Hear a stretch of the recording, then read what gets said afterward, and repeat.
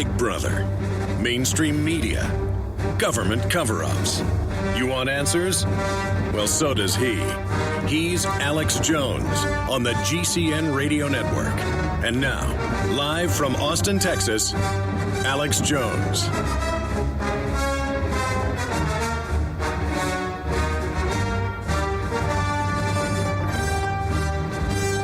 My friends, it is Tuesday, already the 8th day of October 2013. I am your host, Alex Jones. We're going to open the phones up. Coming up in the next segment, I'll give the number out to talk about all of the incredible news that is taking place and unfolding right now. Here's just some of the government shutdown news that I have here in my stack we're going to be going over. Runner fined $100 at Valley Forge amid government shutdown. You're not allowed to run down the sidewalk. Here's another one. The gyms for members of the Congress deemed essential. They will remain open. So will the luxury golf courses. Park Service OK's immigration reform rally on closed National Mall. But wait for it. It gets better. Feds hold seniors at gunpoint during National Park shutdown. Actually made them stay on the bus and in a hotel at gunpoint. At gunpoint, literally kidnapped them. That's what the local paper says. Paul Watson found this in the Eagle Tribune. That's what the locals called it, was Gestapo tactics and kidnapping. That's not our headline. That's the local paper properly saying. I mean, imagine. You show up to the hotel where you've booked months ago on the bus, and the park rangers run over and go, get back, with guns, because you're an American citizen, folks. You are the enemy. You're illegal aliens? Come on in, baby. Again, the globalists are literally taking this country down right now. That story just broke, Infowars.com and PrisonPlanet.com. Here's a Kit Daniels article breaking nationally at Infowars.com. Just minutes ago went up. So hit refresh on Infowars if you're on the site. Sixth graders' assignment, destroy the Bill of Rights in the first assignment in the school year. And he discovered this. This is not broken anywhere. In Arkansas, under Common Core, the folks that teach 2 + 2 = 5, you wanted to sabotage society, that's how you roll. Well, guess what, ladies and gentlemen? They revised the old racist, evil document. So if you set foot and run down a sidewalk at Valley Forge, you're going to get tickets or arrested. Or if you pull up in your travel bus at the hotel at the National Park, you're not just going to be turned back. They've got extra people on extra duty. They're gonna draw down on you. I agree. I think they should have executed everybody on board. I mean, just kill them. They're Americans. There might even be World War II vets on board. I mean, that's even worse. I mean, this is totally reasonable. I agree. By the way, you know, they've banned the word paper bag in places like Seattle because it's racist, because they control the language now. They're the bosses. And you know the last decade they've banned dodgeball and stuff. Now most schools have banned jogging or running at recess, or recess altogether. You've got to stay in the cafeteria. Well, guess what? Long Island Middle School has banned footballs and any other recreational devices because playing is dangerous. And, of course, it is. In fact, my dad says we ought to do a joke PSA, and I'm going to do this. I'm giving everybody else the idea right now. I want to send our reporters out today. Let's just do it today. Or I'll go out and do it. But we need to go out and say, oh, yes, we have a petition to ban walking without a helmet for your safety. So we're going to be going over that. And the news, CBS News comes out and acts like it's reasonable. It's like, is it a little too much to ban the word brown bag? Is it a little too much to ban footballs? Well, it's for our safety. Did the school go too far when the neighbors saw the children playing with airsoft guns in a backyard for the child to be kicked out of school? Is it too much? It's not their jurisdiction. It's out of control. It's a power grab. But this is how they socially get us ready. Is it too much? The new Army manual says George Washington was bad man. Is it too much? We are hijacked by criminal control freaks. You have to understand, they know it's ridiculous. You understand? I remember like 15 years ago, I'd get a call when I caught bribery going on at the Capitol, and one of the guys was black being paid off. So the paper called and asked if I was racist, and I had to explain I wasn't smart then. I wasn't informed. I didn't understand. The paper knew I wasn't racist. They were changing the subject following a military manual.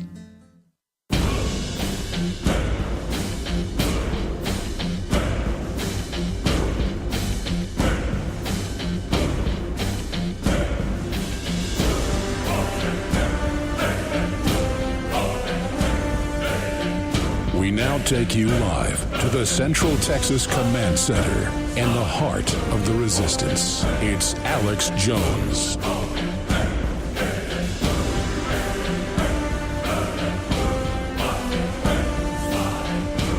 Ladies and gentlemen, thank you for joining us. It is the 8th day, Tuesday, the 8th of October, 2013. I am your host, Alex Jones. And I'm going to give out the toll-free number in a moment to get your breakdown on this. You understand the establishment is trying to go over the top to break our will so that they can get away with anything and everything under the sun. That is the name of the game. Let me just give you a few of the headlines that I have here that are up on Infowars.com and PrisonPlanet.com. You can also find all these articles at DrudgeReport.com on the left-hand side, all neatly stacked up in a row for you. CBS News, runner fined 100 at Valley Forge amid government shutdown. National Institute of Health stops therapy dogs from visiting sick children on purpose. The Justice Department put up a fake notice saying Amber Alerts were shut down. Turned out that was a fraud. The congressional gyms and golf courses and jets are, of course, continuing. Park Service okays immigration reform rally on closed National Mall, but other citizens entering it are being arrested or ticketed. Again, the illegal aliens are the army to drive down wages and the political group to break up the United States down the road into the larger global system. They break up original countries and then put them into super regions. That's the official plan. The plan of Aslan, which was created by the Ford Foundation in the 60s, is taught under U.S. federal grants in Mexico since 1965. On record. Go look it up. Our government, which is really globalist, teaches that from Texas to Oklahoma, through Colorado to California, up into Oregon is really Mexico. Of course, it was Mexico, Spain, Russia, everything else. France, I mean, of course, everybody was grabbing it. But the point here is the natives before fought with each other over it. People romanticize Native Americans. It was definitely a noble people, like anybody else had interesting qualities, but they were always killing each other for control of the regions. What do you think the Comanche, the lords of the plains, were up to, running around taking over? And I'm certainly proud of my Native American heritage, but let's just get it straight. Extremely warlike, extremely bloodthirsty, up one side and down the other, unless you're talking about a few peaceful tribes that hid out in the desert that nobody else wanted. Now, let's just stop right there. I've kind of gone off on a jag. The point here, ladies and gentlemen, is that the system is absolutely, totally out of control. Let's continue. 6th grade assignment, destroy the Bill of Rights under the Common Core curricula. Not only is 2 + 2 = 5, you heard me right, but now the Bill of Rights must be destroyed. We're going to be breaking that down. That's up on Infowars.com. And then this story, breaking nationally at Infowars.com. This is in the Eagle Tribune. This is what their writer and what the tour guide said. The tour guide pulls up at the privately owned hotel that's on the edge of a national park, and armed park ranger police drew down on the seniors with guns and made them get down while they searched them and took over the bus and then held them for hours at the hotel, literally treating them like terrorists. Okay, you understand? The illegal aliens, they can do whatever they want. They're having illegal alien rallies all over the place, socialist events, you name it, at national parks. I've got stacks of articles. It's like, by the way, no one can come in but the illegal aliens and communists. This is just all a demonstration of, by the way, if you're a graduate student in a government program, you get basically free Obamacare. Nobody else does. It's a class system, folks. Just like under the Nazis. I mean, we are in mega trouble. I am shocked by how evil, how obvious all this is. I just can't believe it. They're definitely trying to cause some type of civil war. So we've got that article. The local paper called it Gestapo tactics used to detain tourists in locked hotel. So they locked up the hotel, aimed guns at people getting off tour buses. Imagine being these federal police park rangers, because I've been around them. I love national parks, but they don't want you there. And when you go now, I mean, they will come over and bug your eyes out. My son threw an empty water bottle like 5 feet, and it went into a trash can when I was at Big Bend. And they had like this Gestapo that's volunteer park rangers following people around. And the guy popped out from behind a bush and he goes, "You're lucky that didn't miss." And I went, "Excuse me?" And he said, "Technically it's littering if it would hit the ground." And I just went, and then this guy followed us up the mountain. And I didn't want to ruin our trip and make my dad get mad or Rob Dew get mad, because Rob Dew and his son were with us. And they noticed the guy followed us all the way up a mountain. I mean, I'm talking thousands of feet. And the guy was following us just on a weird power trip. And when I got back down the mountain, I went and asked the park rangers, because you got the regular park rangers, the armed park rangers that are police, and then these Gestapo people. And I said, "So you've got volunteers out here?" And they go, "That's right. And they have the power to arrest." And I was just like Twilight Zone. And I just can't handle it. I'm freaking out right now. Hold on. I'm freaking out. I'm freaking out right now. And the public is just stumbling around like zombies. Do you understand, folks, that tour buses pulling up at national parks, armed police run out with firearms pointed at people? There's articles about mainline vitamin companies and mainline mining operations where SWAT teams show up, not with warrants, but for routine inspections now. Every division of the federal government is now wearing military uniforms, and they show up with M4s. That's M16s, ladies and gentlemen. And I've talked to the people. They're in the news. They will stand there, and some of the companies I've talked to won't go on air. They're so scared, and actually point M4s at them for hours. And then people just start quitting the companies and leaving and running in fear, and the feds are all laughing. I mean, we have been hijacked by criminal forces, and it's getting worse. And the feds are giving orders to see who will follow the orders to be promoted. But, I mean, we're talking about crazed-eyed demons everywhere taking over. Illegal aliens, you name it, having these big events, nobody else allowed in. They're showing us that we're dog meat. They're showing us we're the lowest form of crud. Again, Valley Forge, gigantic, huge. Most of it's private. We just had reporters up there a few months ago shooting B-roll for Obama deception. They're also at Mount Vernon. And if you jog along the edge of the national park, they have police waiting to run out and give you a ticket to teach you total and complete submission. You are a slave. You are scum. You are trash. Now they've got TSA on the highway, searching families, groping. State police nationwide being trained to do, without warrants, without even probable cause, proctology exams on your wife in front of you. And if you don't like it, they will gun you down.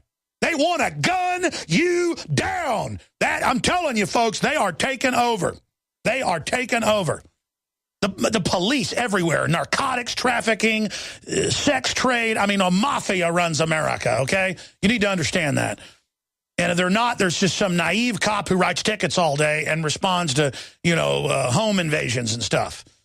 You either got cops that are out there writing tickets, is low level, but everybody mid-level and above is basically mafia now in most areas.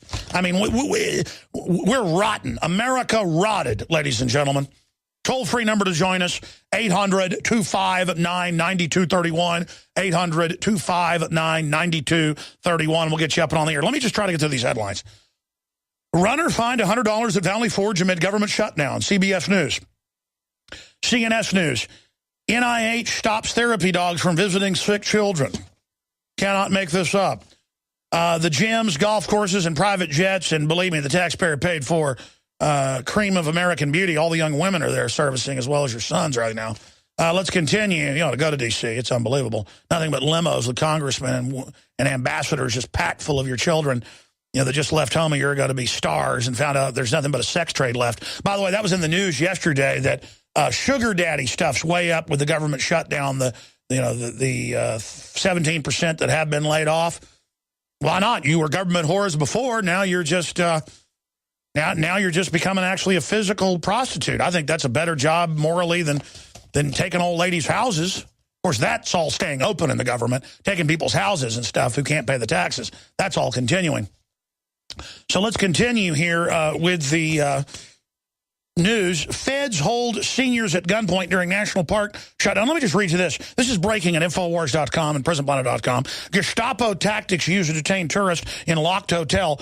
Feds use Gestapo tactics to treat senior citizens like terrorists during a shutdown of Yellowstone National Park, placing them under armed guard in locked hotel as panicked tourists thought they had been arrested, vowing never to return to America. Oh, yeah, the foreigners are freaking out. Because some of them, imagine, are like older foreigners, and they're being locked up, and there's lockdowns, and crazy-eyed, weirdo, authoritarian North Korea wannabe police running around on power trips. Pat Valancourt was part of a tour group of senior citizens from Japan, Australia, and Canada, and the United States who were in Yellowstone National Park when the government shutdown was announced last week. When the party briefly exited their tour bus to take photos of a herd of bison, they were aggressively ordered by armed National Park Service Rangers to, oh, I've been there, they're so rude, to get back in the vehicle on the grounds that they were involved in recreation, and that wasn't permitted during the shutdown. The group had booked a stay in the hotel with the park, and there's local news articles about it where they would draw guns on people, you name it, were soon turned into a prison as the visitors were told to remain in the building until their stay expired, despite the fact that the tour guide had already paid the $300 fee to enter the park. And let's stop. Then they wouldn't let them leave and posted armed guards. I mean, these people are ready to put us in forced labor camps. They give one order. You've seen the Obama supporters in the Mark Dyson our videos. 90%, should we kill the gun owners? Yes. Should we murder the babies? Yes. For Obama. For Obama. These are authoritarian, gibbering nobodies who crave power over liberty and freedom and success. They'd rather have power over somebody than have $1 million in the bank.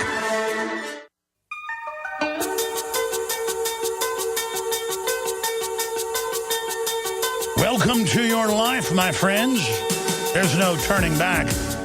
By the way, I'm reading Paul Watson's headline that's in local papers but is not broken nationally.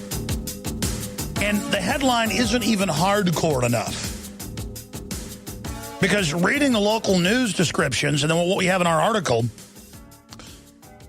for days they had armed guards around the Yellowstone lodges that I've actually stayed in America Destroyed by Design, that film I made 16 years ago. And I was blown away by how rude the park rangers were there. That was the first time I would just really experienced it. And it was all like politically correct weirdos. It was all women mainly. Like a bunch of Janet Reno, Rachel Maddow lookalikes. Big Sis lookalikes. They all looked like Big Sis meets Rachel Maddow meets Janet Reno's Gluteus Maximus. And I'd be 20 feet away from an elk, just walking out of the restaurant or wherever. We'd be getting footage of it. And they'd run over and say, those are dangerous. You don't need to be close to that. And I'm like, I just walked up the front here. And it was all just about henpecking and being the boss. And, oh, then they threatened to arrest us. I forgot that. We have that on tape. For walking in going, hi, we're here for the UN sign. We'd like to talk about how this is under UN control in UNESCO. And they're like, turn that off. We're going to arrest you. It's all on footage. I'm like, hi. I mean, back then I was like a 180-pound guy. Looked like I was a Calvin Klein model or something. And I'm totally polite being nice to the women, and they just didn't want me. I mean, imagine, you can't be clean cut in a polo shirt and super polite. They didn't even know who I was, and they threatened to arrest me. This is who's going to run America. They're going to run everything, ladies and gentlemen. Do you understand that? Do you understand that? They will take your house. They will take your kids. They will line you up and blow your head off if they can because they want the power. I deal with a lot of people in business, and I've really been learning, and so has all my associates, especially now. With companies and people, they don't even want to be successful and make money nowadays. They want to have power over you and obstruct you. You can call up and say, hey, this is a really good thing you have. I want 10,000 of them. I want a good price. Oh, no, we're just not going to sell to you. Why? Is it because we are politically? No, we just want to say no. We feel powerful. They actually tell you. And it's like, oh, well, that's what you'd rather. I mean, and it's happening everywhere. I'm sure you're noticing it. Just the petty, spoiled, rotten suicidalness of this culture, the self-destructiveness, the ninnying, the weakness of all these people. They are the biggest piles of weakness and pathetic ignorance I've ever seen, and they hate anyone who's smart, anyone who's good-looking, anyone who's successful, anyone who's dynamic. And they just rule over everything, ruling armies of weak idiots everywhere. And the globalists have the exact view I have. They just want to kill everybody. But then I look at them, they're even more degenerate and out of control than the general public. I mean, we're between a rock and a hard place, folks. I can tell you right now. You go out and talk to the average yuppie. You say, you know, they're putting cancer viruses in the vaccines. There's the documents. You know, this is designed to lower our IQ. And a lot of them go, I know, there are too many people. And you go, yeah, but it's affecting you too. Whatever. They don't even care. They just have bad will towards everyone. They don't want to feel like they're under attack, so they just go, I don't care. I don't care if there's toll roads owned by Spain ripping me off. I don't care if they double the power prices. I don't care if I get cheated. They are the ultimate. It is a spirit of just servile, demonic giggliness. I don't know how to describe it. To the point of, I'm reading these local news reports, and Watson got a tip from a listener about this. We're going to get some photos of this anytime going up on the site. Imagine for days you're stuck, illegally arrested. That's what that is, official oppression. By armed Janet Renos, with, you know, just strutting around on power trips, and you're locked in a hotel, and the foreigners are scared, running to the airport. They're running to Denver. Running in fear, saying, we'll never come back, we're getting out of here. Foreign countries are putting travel advisories on the U.S. saying they may secretly arrest you. Turns out Obama has secret prison torture ships. They always had those. He didn't shut down black sites in Poland and Romania and Egypt. They've expanded them. But now they've got torture dungeons on board ships. That's in the Associated Press today. This is the mega magnitude of what people are like, well, we only torture bad guys. Folks, they run Al-Qaeda. They only did this to sell the idea of torture. Do you understand? The government runs everything. They run the child kidnapping, the snuff films, the hardcore porn industry, the drug industry, the prescription drug industry, all of it. They are a mass of criminal evil who's predatorily look down on everyone, and they're converting the culture over to their system. Just like they announced last year and this year, all the big beaches they were going to close and not let humans swim. Remember? Saying that we're going to have it for the earth. It's all about, under feudalism, they tell you you have no rights and exercise the power over you. This is enslavement. So when we come back, we're going to go to your phone calls. I haven't even gotten into the surface of the shutdown news, how they're just arresting and ticketing and SWAT teaming and harassing and holding veterans at gunpoint for going to, I mean, it's just insane. I've got even more when we come back, the frothing criminals.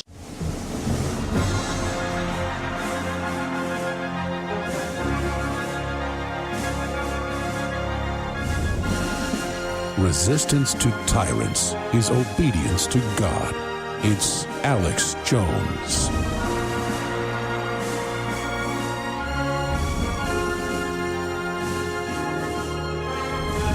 All right, I'm going to your phone calls here in a moment, and I'm trying to not go into a rage here on air. But reading these local newspaper descriptions of people locked for days inside the Yellowstone Hotel in lodges with armed police strutting around telling them they were prisoners, which is totally illegal, to let the people in, take their money, and then hold them in the hotel, saying you're not even allowed to leave. It just shows the ecstasy of the power trip. It shows how they're trying to implement it. It shows how any power they can grab, they're going to do it. Just like the state police of Texas for 2 years have officially backed police that pull you over, no probable cause, no nothing, and bend you over a car and put their hand inside your body. And if that humiliation isn't enough, they go over to another person and do it with the same glove. One glove, 2 women, 4 insertions. And I hate to have to talk like that on air, but you need to understand we're animals to these people, and they're here to exercise power over us and break our will. Now, the average state trooper doesn't know why he's engaged in this psych warfare operation, but I have the Army training manuals from the 60s, and I have their training films. And this is what you do when you're terrorizing and breaking a population. Because if they can fully degrade us, we will think they can do anything, because they're getting us ready to start arresting us and taking us to forced labor centers, which they've built into the Emergency Centers Establishment Act. Rex 84, Garden Plot, Cable Splicer, the Civilian Inmate Labor Camp Program. By the way, they have National Geographic and people come out and say there's no FEMA camps. Yeah, there's nothing called concentration camps. It'd be like, if you had a hotel, it was really a crack house. It's not going to say crack house, hookers on the second floor. You think the Watergate Hotel in D.C. tells you that they got whole floors of hookers and gambling and everything else going on there famously? Ongoing? Who was the CIA director had to step down a few years ago up there at the party? It's the same deal. They label all this Homeland Security. What it really is total absolute evil. And I'm just realizing how over the top it is. And their federal minions are following orders. They've had a few senior people with the Park Service who aren't criminals come out and say, we've been ordered to make people miserable, and it's disgusting. That's a quote. Senior Park Service Ranger. We've been ordered to make people miserable, and it's disgusting. No, it's criminal. Because if you really had a government shutdown and they really had laid off most of the park rangers, which they haven't, that's on record, they would say, okay, well, this canyon's closed in this area because these are deemed to be dangerous, areas, or it's, go into these areas at your own risk. And that's how it'd be handled. But see, just like they've banned dodgeball 10 years ago, now they're banning bringing a football to school to play during recess, or they're banning running or playing tag. The nanny state is really a prison state, and they know it is. It's not like they're misguided liberals.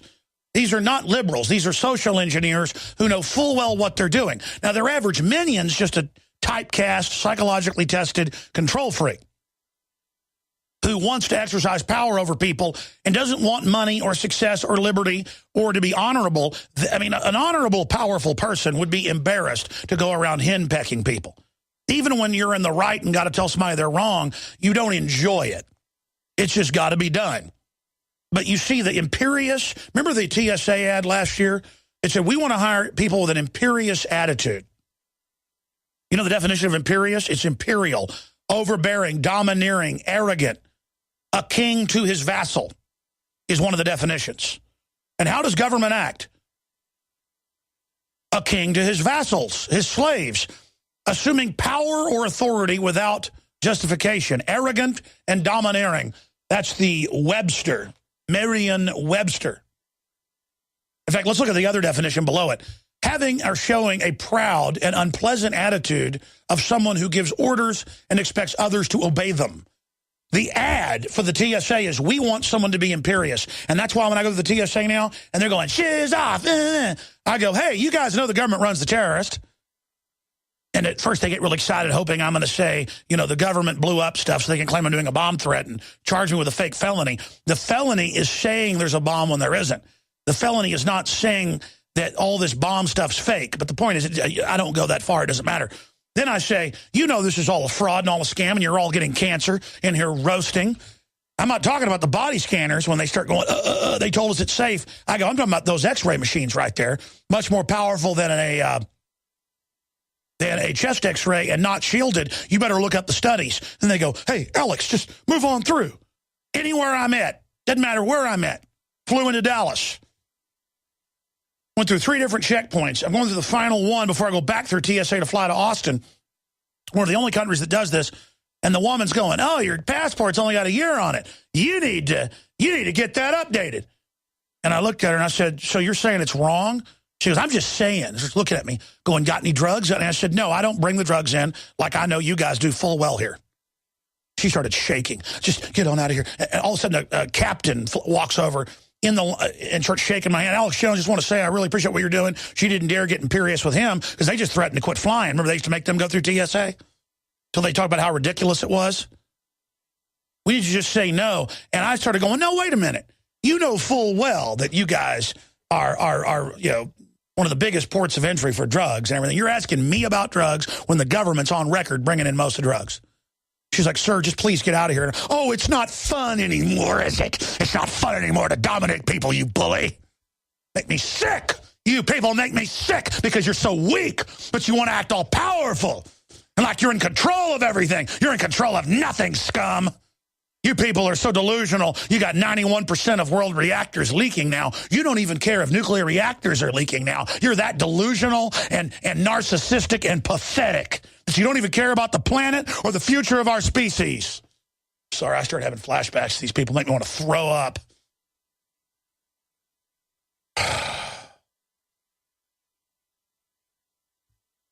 It's all about how we're bad. We're suspected drug dealers. We're suspected terrorists. We're suspected money launderers. We're criminals when they're the ones running the whole criminal show.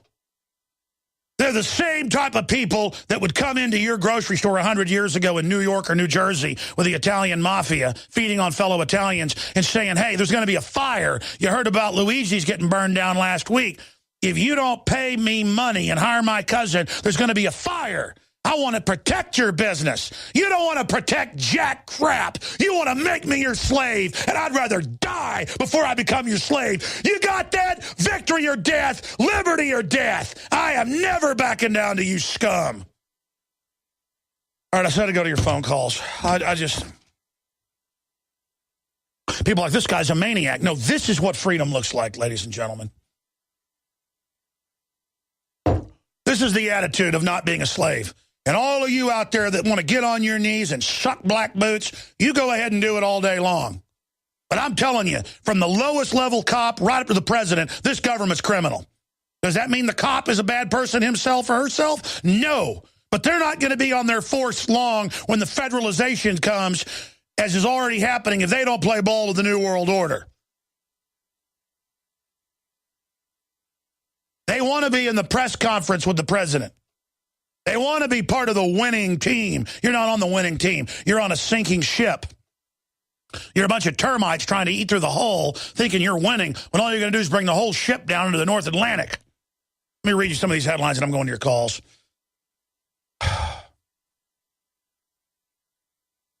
So let's read the headlines. Park Service OK's immigration reform rally on closed National Mall. That's right. But on the very same mall, people are being ticketed and fined. Here's one nearby. Running fine, $100 at Valley Forge. Runner fined amid government shutdown for running on the sidewalk. You don't use that sidewalk, scum. By the way, it turned out that Valley Forge sidewalk and stuff isn't even federally paid for or built. Doesn't matter. The scum is taken over. NIH stops therapy dogs from visiting sick children, just like they told all the preachers on the bases, even the volunteers. You go to somebody when their mama dies and they're crying, trying to call their priest or their pastor, we're going to arrest you. And you know what all the preachers did, except for the Catholic diocese? They got on their knees and followed orders because they're 501c3 government run. They love it. They're off fishing right now. They don't want to really go help people. They want to follow orders.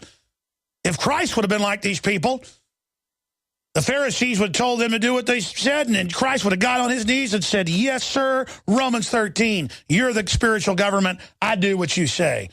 Christ would have hit his knees right there. They got preachers all over TV. We've played the clips saying the Christians were wrong to not worship the idols in Rome and to be thrown to the lions. They were bad for going to their deaths. They weren't heroes. They weren't honorable. They weren't the example of strength and honor and stoicism. They were bad, according to these little filthy demon preachers that you know are doing you know what behind the scenes. Bunch of, Oh, boy. Let's continue here. Signs at National Mall closed, but immigration reform rally is a go. But, hey, if you were inside a federal park or on the edge of it, they're going to hold you at gunpoint and kidnap you. And if they catch you trying to even park on state-run or state-owned turnoffs outside of Mount Rushmore, they're going to block those. They're going to block state-run boat ramps on the Mississippi because they're working overtime against their enemy. They're the federal family. They're foreign banker run. Their religion is that we're all scum. The New World Order government religion is that they're God and we're all trash. Get your fiscal house in order. China warns U.S. as Asia expresses concern over $1.3 trillion of investments. China, built by the New World Order. Mao, put in power by the U.S. Army and the Pentagon in 1949, on record declassified, 2003. Sold our fake imaginary debt, signed on to derivatives, and they're now lobbying and telling us that we're indebted to them. And we've already given $47 trillion to the foreign banks, $1.3 trillion the Chinese bought.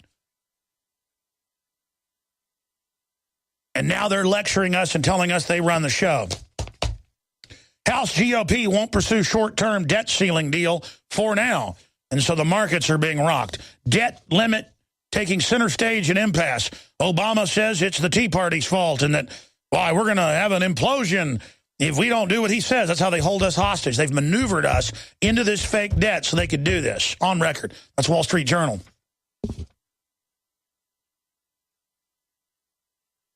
Totally evil. Here's an analyst article out of Reuters. U.S. banks get ready for the day when deposits shrink. U.S. banks are nudging from regulators or planning for the day when the economy recovers. That means when we're all totally on government dole. Rates rise and depositors yank money from safe but low-paying accounts. Yeah, right. Let's go to your phone calls. So imagine you go to Yosemite, you go to the Grand Canyon, you're in your private lodge, privately run, private restaurants, private everything. You drive in, you park rangers are bugging their eyes out at you. Mad that you're driving a nice car, whatever. They're all part of a green cult. You go in, all of a sudden, they're running up and down the halls going, lockdown, lockdown. No one's allowed to leave. Government shutdown. And for days, you're stuck there. Tour buses pull in with Japanese and Germans and Canadians on them. They walk off and get back in the vehicle. They've got their guns. I mean, these people are freaking out, saying, I'm never coming back here. America is a fascist country. These are the quotes. And you know what? It is. I'll guarantee you the Nazis, unless they already had your name and number and were coming after you, they didn't just randomly, when, tourists in 1937 would visit from France or anything, run up to their bus and pull guns on them. The Ecuadorian president has now compared the U.S. to Nazi Germany. I mean, folks, I've been in Latin America, Central America, you name it. I mean, it's nothing like this now. I mean, the cops don't bug their eyes out at you like this in Mexico. They might come over and shake you down. Oh, very sorry, need tip. But, I mean, it's not just like tour bus pulls up and they pull guns out and run up aiming it at you. It's like mentally ill, ladies and gentlemen. I mean, they're just tyrants. They just want your money. But see, not the control freaks that run America. They want to dominate you. They want to humiliate you. They want to let you know you're a slave. They get up on MSNBC in promos and say, your kids belong to us now. And laugh at you.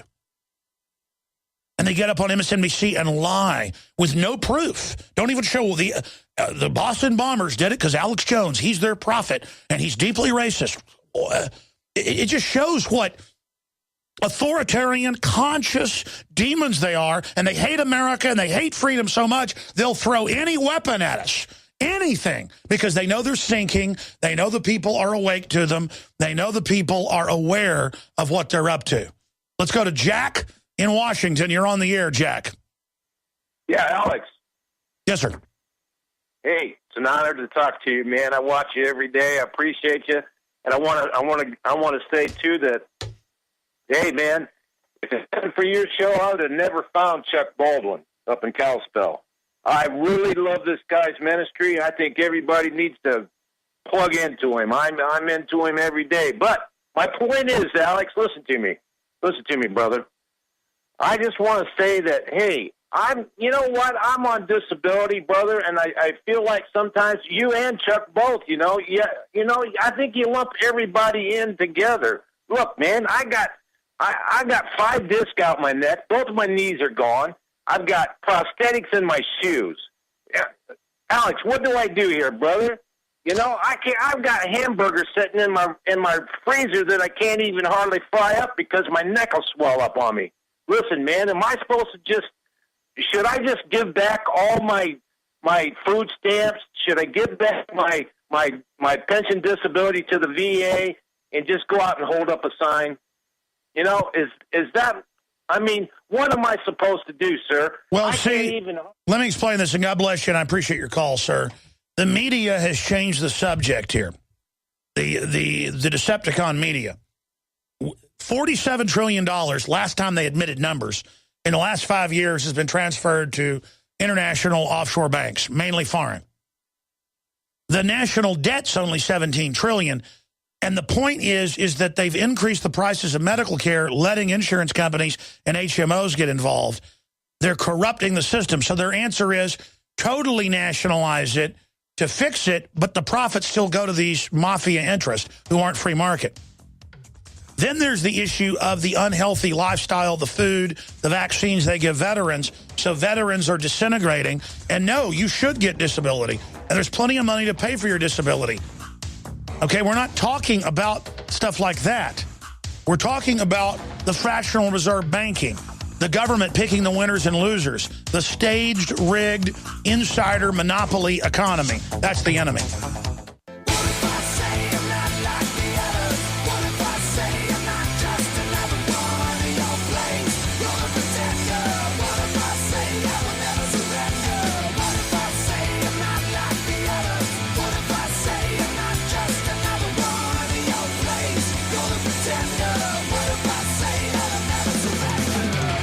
We're back, my friends. Well, if we say we won't surrender, they'll just put more fluoride in the water. We're going to go back to your calls.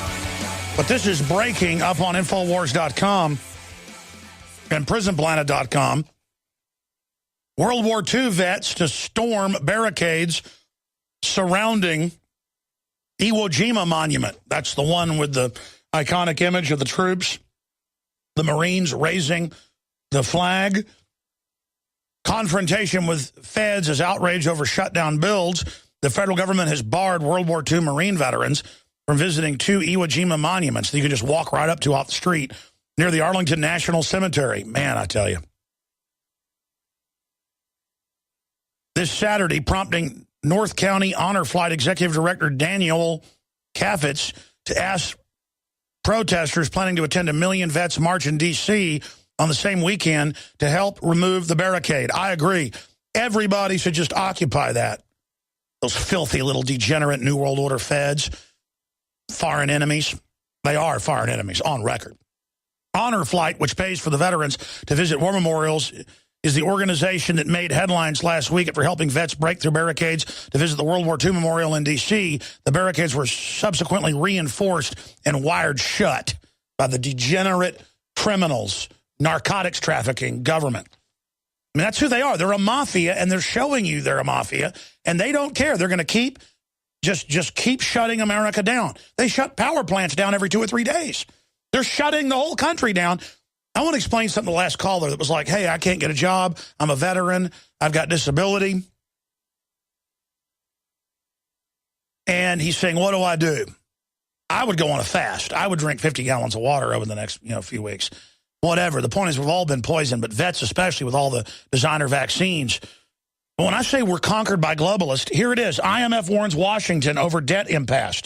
Communist Chinese warn Washington. Say it could be catastrophic and lower our credit value. The bankers are already doing that. We've already had our credit value lowered. They're just going to maneuver us into this. They hold us hostage. Look at this. England's young adults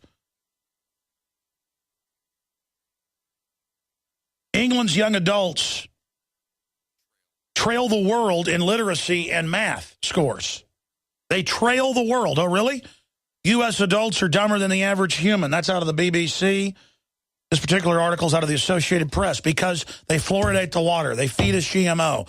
We are the center of the New World Order. We are the test. John P. Holdren, 1974, Ecoscience. Read it. It's free online. How they poison the water. I am dumb is what they write on the chalkboard, I guess. That's why they have 2 + 2 = 5 now under federal Common Core curricula. And if you get up as a father and complain, they arrest you. Because they're authoritarians. They're not liberals who mean well. They're criminals. If you've not figured that out yet, they're coming. I hate the fact they don't have our guns. Look at this article. 6th grade assignment, destroy the Bill of Rights in Arkansas under federal funding. They talk about how it's bad and how the kids get rid of it. That's Kit Daniels, Infowars.com, PrisonPlanet.com. I'm going to end this hour and come back with some calls, and then our guest at 20 after. Our guest is going to be with us at 20 after. After I go to your calls, I promise I'll get to your calls. I want to just tell you, the truck came in. We now have 5,000 more of these. but those will probably sell out quick. It is the best nascent iodine out there. It is just InfoWarsLife.com. Double strength, half the price. You can read about all the info, watch the video breaking it down at InfoWarsLife.com. And just what it does for the thyroid with the background radiation increasing, what it does for me and everything else. All the experts said this is the way to go, and it is. I've never seen anything like this quality of nascent iodine, proprietary design by Dr. Group, InfoWarsLife.com.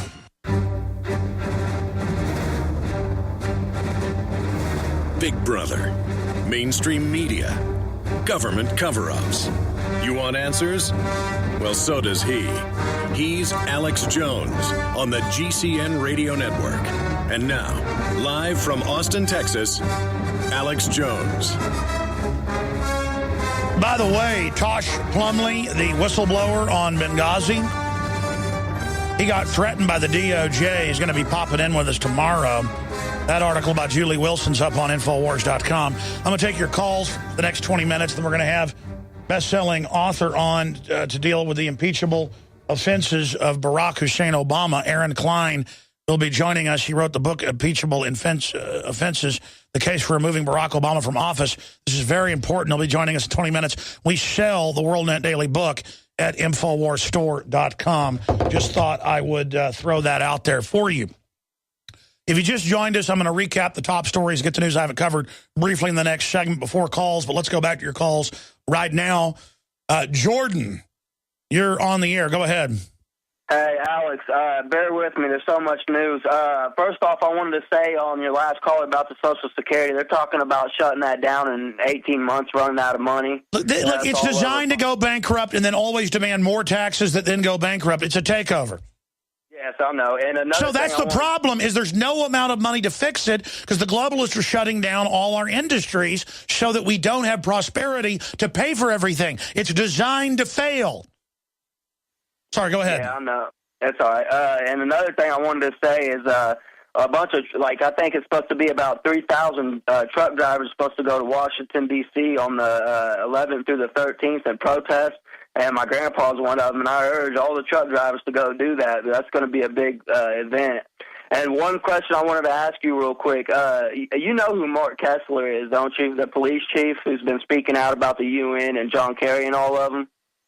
It rings the bell. Where's he police chief? I think it's Philadelphia. He started the Constitutional Security Force, and he's real strong for the Second Amendment. I was just going to say, I think you and him would get along real well. I think you should have him on your show sometime. Oh, wait a minute. I remember that guy. It's in a town outside there, and he is an Alex Jones listener. I think I've asked for the folks to get him on before, but let me search his name, and I'll just get it going again. What was his name? Mark Kessler. MarkKessler. Okay. And the last thing I wanted to say is they've been talking a lot about EMPs lately, and I just want to let everyone know if that happens and our electric grid goes down, a lot of people ain't going to make it through that, you know. And there's a document that was leaked. I mean, it was a document in 2001. It's a NASA war document. I don't know if you've heard of it, but it's actually on the NASA website. And that tells all about what they're planning to do and what needs to take place, you know, kind of like that Agenda 21. Sure. Yeah, no, I thought his name rung a bell. Mark Kessler's been on the show before. Really? Yeah, he's been on the show before. And I think they're going after him politically now because Mark Kessler has termination notice after firing weapons on video. That was from back in September. So I'll look into that. I appreciate your call, sir. Yeah, police chief gets termination notice after anti-liberal rants firing weapons on video. So because he shot guns on video and said he supported the Second Amendment, that's not allowed. So there you go. That's CNN reporting that. Let's talk to Chet in New York. Chet, welcome. Hello, Alex. How are you, sir? Fine. Oh, that was a good opening monologue. I loved it. Yeah, I was just calling to talk about this. The shutdown is actually for a takeover because as we see the Nazi goon squads goose-stepping all over the nation, taking over parks, holding people hostage. I'm with you, you know. I think the Lord personally is just opening everyone's eyes, but half of them are shut. They don't see the massive takeover occurring right under our noses, and it's just everywhere. I mean, They're just one after another, after another, after another. It's on and on and on. So what I did, just to try to quell them for a moment, I arrested myself, my wife, and my dog with a Pop-Tart gun. But my dog ate the gun, so I guess I can't do that. But, yeah, I say non-compliance, civil disobedience. God bless the World War II vets, the truckers, and yourself, Mr. Jones, and all the truth seekers. God bless you, brother. All right, we'll be right back with more calls from Sheila, Jamie, and Nathan.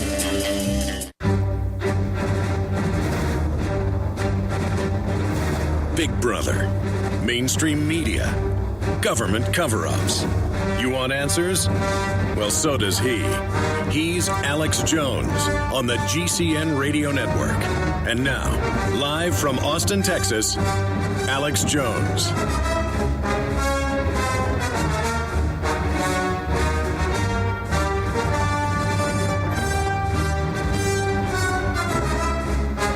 Ladies and gentlemen, thank you for joining us into the second hour. We're about to go right back to your phone calls.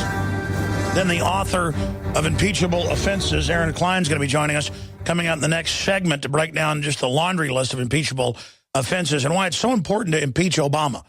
Because if they're able to set the precedent to get away with this, future administrations will be able to do it. I know that's common sense, but we need to really let that burn into our brains. Here's some of the headlines up on Infowars.com. World War II vets to storm barricades surrounding Iwo Jima Monument. They're now shutting down areas of Arlington Cemetery, telling vets they can't visit dead loved ones or families, visit their deceased loved ones. This is the total degeneracy and evil of the federal criminals. Let's continue. Who've seized control of the whole nation, the pension funds, the Social Security, all to wreck it, to make us collectivized. Feds hold seniors at gunpoint during National Park shutdown, and then they actually kidnapped them and wouldn't let them leave their hotel. This is incredible. That was at Yellowstone. Also, we have an article, 6th graders assignment, destroy the Bill of Rights in Arkansas under federal funding. Just like you thought 2 + 2 = 5 was bad. Well, ladies and gentlemen, now it's racist if you don't get rid of the Bill of Rights. Also, police arrest veterans at New York City Memorial. Not allowed to do that, veterans. You have to be arrested. The cops proudly loaded dozens in paddy wagons. Obamacare shutdown theater. President holds entire nation ransom with contrived closings. 12 very ominous warnings about the U.S. debt default and what it would mean for the global economy. I need to get to that article by Michael Schneider because it ties into the IMF coming out about 20 minutes ago and warning Washington over debt impasse. That is in the Associated Press, and Time Magazine's also reporting it. So, very serious situation. The Chi-Coms are lecturing us that we've got to raise the debt and socialize to pay them back their $1.3 trillion in debt, which, again, isn't even real debt. We've been maneuvered into this position. We have plenty of industry left and systems to pay off the 16, 17 trillion. It's the 47 trillion we've paid to foreign banks and being signed on to the 1.5 quadrille, 600+ trillion of that the U.S. has signed on to, according to the Washington Post. That's not our debt. It's the derivatives garbage, which the bankers aren't using. It's a black hole of debt to destroy us that they sign us onto. I want to explain that to you. This is the plan. And now they're maneuvering us to give us unlimited power, give us government-run health care, give us debt increases, because after all, increasing the debt does not increase debt. I'll say that again.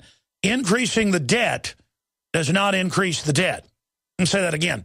Increasing the debt does not increase the debt, Obama said. So there you have it. Let's go ahead and go back to the phone calls. Then we'll get to our guest and news as it breaks. Sheila in Texas. Sheila, you're on the air. Welcome. Good morning, Alex. Thank you for taking my call. You bet. In all the chaos that's happening around the world, it's very easy to be completely overwhelmed and feel helpless. But I would like for people to listen to these words and get focused. For God hath not given us a spirit of fear, but of power and of love and of sound mind. Now, sound mind is possibly one of the most coveted things we can have in the midst of chaos. So it is available to us, and what you've got to get focused on is doing the things that you tell every day on your programs, Alex, is one, to get your family prepared and taken care of by doing the steps that you outlined, the products that you offer. Get your family taken care of in light of what's ahead of us. Now, I would also add that there are devices that emit a frequency to help counter all these hazardous man-made frequencies. And I tried to give you one, Alex, but I was on your program, the Nightly News, back in June. Oh, I remember, Sheila. I appreciate your call. Yeah, you know, I don't know if it's been scientifically proven, all those devices and things that people claim counter all the radiation. People stick patented stuff. I mean, you can patent anything on the back of a cell phone and say that it stops the frequency from hurting you. It's still sending out a microwave frequency. People say, well, it changes the fluctuation of it. Really? I actually talked to electrical engineers, and they say, no, it doesn't. It's the exact same signal. I've even off-record tested that stuff. I'm not talking about you. I'm not talking about what you're up to. I don't know. I haven't looked at that. I just, you know, people would love to think that, you know, that there's some answer. The answer is don't have a smart meter on your house. The answer is vote the smart meters out of your town like you've been helping do. God bless you. Appreciate your call. Nathan in Minnesota, you're on the air. Go ahead. Hi, Alex. Hello, Nathan. Yeah, I'm hoping I can be somewhat articulate here. But just wanted to say off the bat that don't agree with 100% with everything you say, but I do appreciate that you have a lot of good content, and just wanted to give a quick shout out. Well, sir, I could always say things differently. When I hear a rebroadcast sometimes, I think, man, I wish I would have said it that way, or I'm being sarcastic there. People may not understand that. So I'm my biggest critic. So you don't need to preface it with you don't agree with me on everything. People always kind of call in, and they want to be screened because they're used to talk radio. They want me to screen their call, and they want to say, hey, I don't totally agree with the host, but I want to, you know, give my point on this. Brother, you're live on the air. So go ahead. Okay, well, I didn't want to focus on that too much, but I want to give a quick shout-out to the Derek Knight interview with Everett Stern last week on the Nightly News. I thought that was fantastic. But, yeah, I do agree with one thing, and that is how crazy this stuff that's going on and with the government shutdown, and to me it seems a lot more like a shutdown of the people than the government, because... Well, yeah, I mean, the government's showing you that they're the boss and they can do whatever they want. It looks like they're being bullies and that it's a PR disaster. They don't care. They intend to continue and never stop the rollout of the police state. And so they're slapping us around right now. I appreciate your call, sir. Jamie in West Virginia, you're on the air. Hey, Alex. Hey. I wanted to share something with you. I know everything's all screwed up all the time, but I just was watching that government shutdown thing about a day or two after it happened, and along the bottom on the ticker tape, I didn't see what the name of the bank was, but it said that the government employees could have their mortgage payments and their car payments deferred. And I just think, my husband's a coal miner. He's been laid off 9 times in 18 months. We have moved 5 times. We've had 5 kids. And we've sold everything we've had, and we don't have any way to prepare for the future because we really have nothing left. And I just don't understand why those people can get their payments deferred and keep their credit up and live their life when somebody else's life doesn't matter. Because they're part of the federal family for now, and the globalists need their minions in place for the final destruction of America. This is a military takeover. This has all economically been wargamed by computers. That's why they're shutting down the power plants to make the coal miners go bankrupt, to make everybody go bankrupt except the insiders. Did you know in Austin, the county, the feds, and the city, and even the central government district, Tarrytown, where all the commies live and all the criminals live, on record, I mean, they all openly run the city. There's election fraud. There's no real elections here. They all get lower power prices and are guaranteed not to get their power cut off during the Romanian Ceausescu system they're bringing in here. I mean, we are the UN model. And so they're just going to squeeze everyone. That's the nature of this. They've got the taxes and everything set to bankrupt you. You're not allowed as a citizen to go to the national parks, but the illegal aliens are. In the news today, allowed to do whatever they want if they're an illegal alien. Okay, because they're God. They're allowed to have their illegal alien rallies at the parks, but veterans can't go see Arlington Cemetery. You understand? You can't visit your daddy if he's in Arlington Cemetery, but if you're an illegal alien, you could probably urinate all over the graves and probably be given a silver star for it. This is run by psych warfare people. They're here to break our will. Let us get angry, but they're just going to do more and more. They're here to break our will. And the question is, will they get away with it? I mean, we're dealing with psychological warfare, okay? That's what all these lockdowns are about. If somebody sees a neighbor with a gun going to the shooting range, they lock down whole areas of the city. Well, they locked down Yellowstone and kept people in their hotels for days, saying you're not allowed to come out. And if you tried, they pulled guns on you. And people are like, that's outrageous. That's criminal. The foreigners all fled and said they'll never come here again. But they're like, no, we're here to let you know, scum, that next they're going to be taking us to FEMA camps. So they have to get us ready for it. And they're incrementally doing it. You understand? Yeah, I do. And I don't understand why do we have to wait for them to do it to us? Why can't people act right now? Well, ma'am, folks are acting now. They're buying more armaments than anybody's ever bought in history. And they're buying the ammo and they're ready. And the globalists are wanting to start a civil war. They'll just sit back while the country implodes and people starve to death en masse, and then they'll roll in with UN forces later. But, yeah, all these control freaks and all these cannon fodder, they want to see a real government shutdown. Once the Civil War starts, which I hope doesn't happen, it's going to be bad. And, I mean, some estimates are if there's a civil war and power goes off and stuff for even a couple of months, you're talking 100 million dead. Can you imagine these spoiled, rotten people out here, or folks pushed to the edge who have nothing under the system when everything turns off? Can you imagine? No, it constantly leaves a feeling of doom over my head. Well, this is how they broke them. This is how they broke Poland and Ukraine and China. Our government ran the mouth operation for 20 years and killed 84 million people, is the Chinese estimate. Our government administered the killing of 84 million Chinese. And then when Mao died, they wrote editorials in the New York Times praising the great job they did, David Rockefeller. I mean, I'm not trying to scare people. You just have to know they want a Mao takeover in America. Okay? They want to cull a large portion of the population and then re-engineer America forever. They want to break the country. This is how a war against America looks. It's siege. Okay? The White House is a foreign entity. The government's captured. This is not a joke. We'll be right back.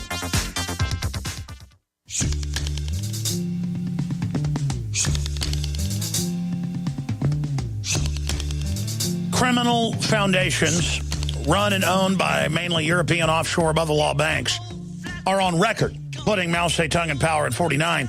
Didn't mean our whole government was behind Mao Zedong, but criminal elements of it were. Just like our government helped put the Ayatollahs in 79. Just like our government's now funding Al-Qaeda in Syria and Libya and Egypt, the Muslim Brotherhood, to kill Christians, you name it. They want to destabilize things, and they're working against free societies everywhere. Just like they're using Odinga, Obama's cousin, to bring in Al-Qaeda and destabilize Kenya. This is a mafia.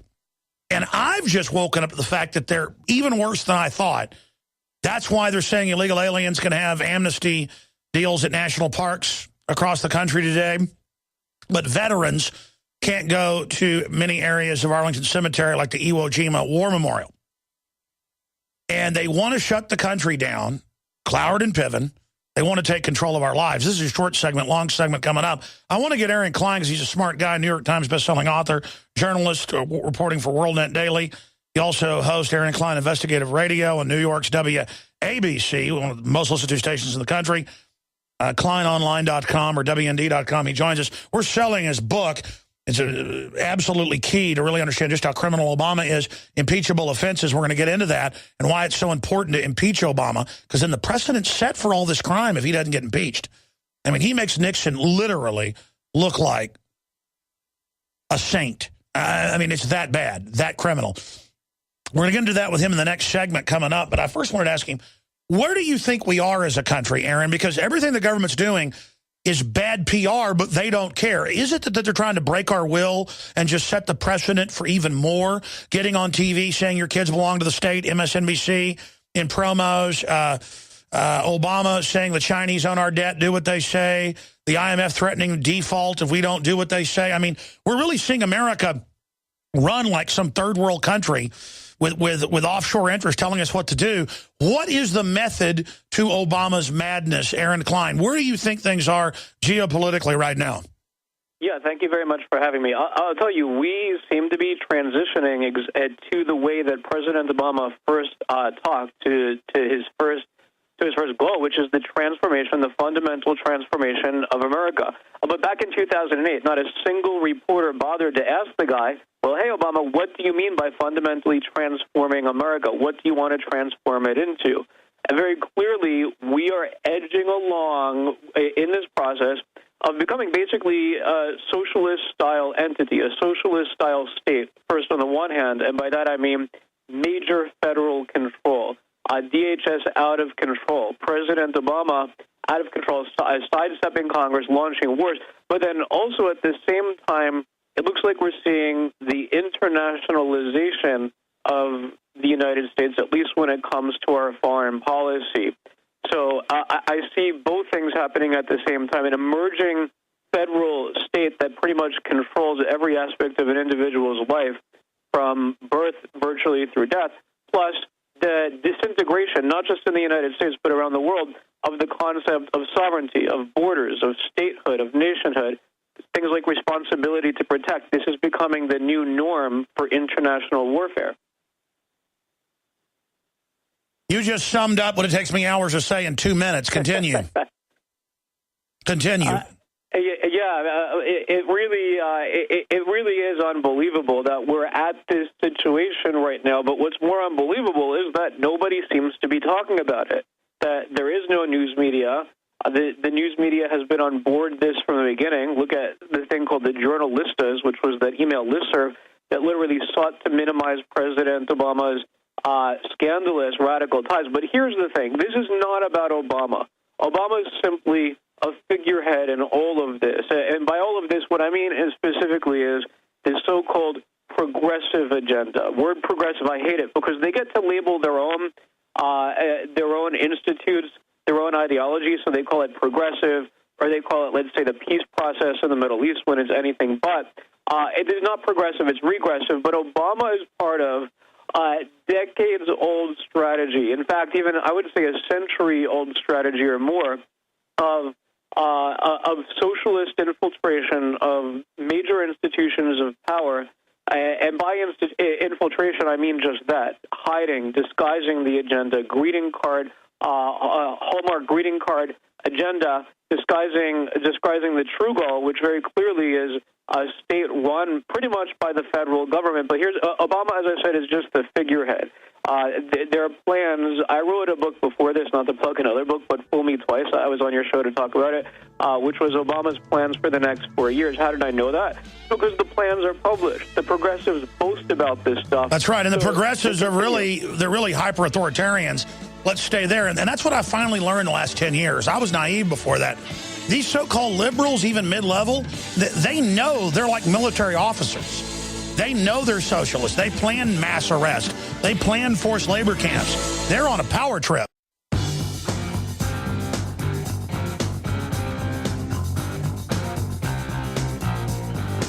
Leading a frontal assault on the lies of the New World Order.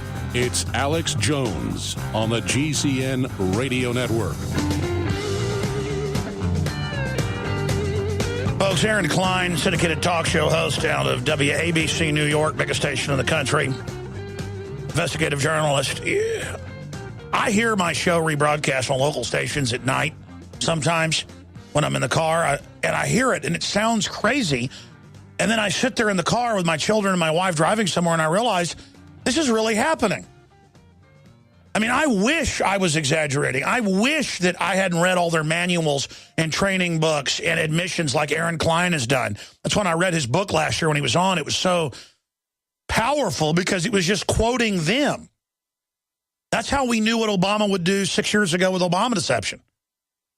That's how we knew what he would do a year ago because these are authoritarians. These are bad guys, and they know they're bad guys. I can't tell you how many times I've had a professor or a fake environmentalist or one of these people at a counter rally or an event I'm at walk over when there's no camera around and grab him by the arm and say, when we take over, buddy, you're dead. And I go, I thought you're like a liberal. And you're like, you know who we are. I mean, it's crazy. And I've had guests here that I'm not going to say their names who are, quote, liberal. And I've gone out to dinner with them and they start drinking repeatedly. And they start saying, look, when we take over, we're going to kill everybody. Remember Larry Grathwold, the FBI informant, the Special Forces guy who was in the weather room with the Ayers folks? And they said, we're going to bankrupt America. We're going to bring in socialism, make everybody collective. And then we're going to put 50 million people in camps and kill at least 25 million of them. Now, look, I get up here and I say all this. Ladies and gentlemen, I'm not even saying they'll be able to do this. But they have us under collectivism already. They have 50 million people on food stamps, 101 million on food assistance. This is their plan under Cloward and Piven. That's just a regurgitation of older plans of enslavement. And Aaron, in his new book that everyone needs to read, you need to get this to all of the progressives, the authoritarians, you know, who aren't in the cult. You've got outer party members of liberalism who really mean well and really buy into the bull. They're going to get free health care, and Obama loves the children and wants the gay people to live in peace and blah, blah, blah. That's all window dressing. The inner party members, in their own writings, are the most control freak, vicious authoritarians. What the New York Times senior writer, former head of the Washington Post, say yesterday, that Obama is the biggest control freak, biggest authoritarian they've ever seen.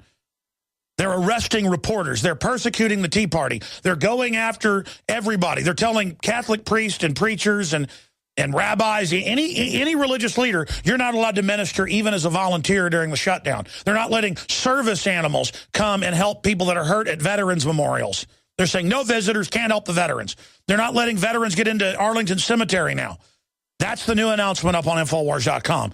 And Aaron, here's what I'm asking. Because you're a really smart guy. I mean, you just crystallized everything in 2 minutes earlier. I respect you. What, are they power mad, or is there a method to this madness? Why are they so arrogant now? Are they trying to cause a revolt or something?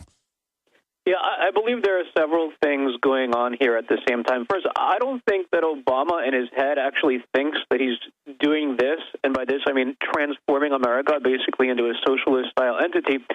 I don't think that he believes he's doing this for, like, evil purposes or to harm Americans. I actually think that he and so many in the progressive establishment truly believe that their agenda, truly believe that their ideas for America, for a larger federal government, for basically an expansive, almost authoritarian federal government, they believe that this is for the betterment of society. They believe that if we give up our individualism, if we give up our the founding ideas of the United States of America and give it up to an all-encompassing government, that this is for the betterment. But actually, you mentioned that there are some within the progressive movement, and many really across the political spectrum, by the way, who are furious at this. I can confirm that. I personally heard from some key progressive leaders who read the book, read Impeachable Offenses, and they agree with about half of what is in the book. They agree with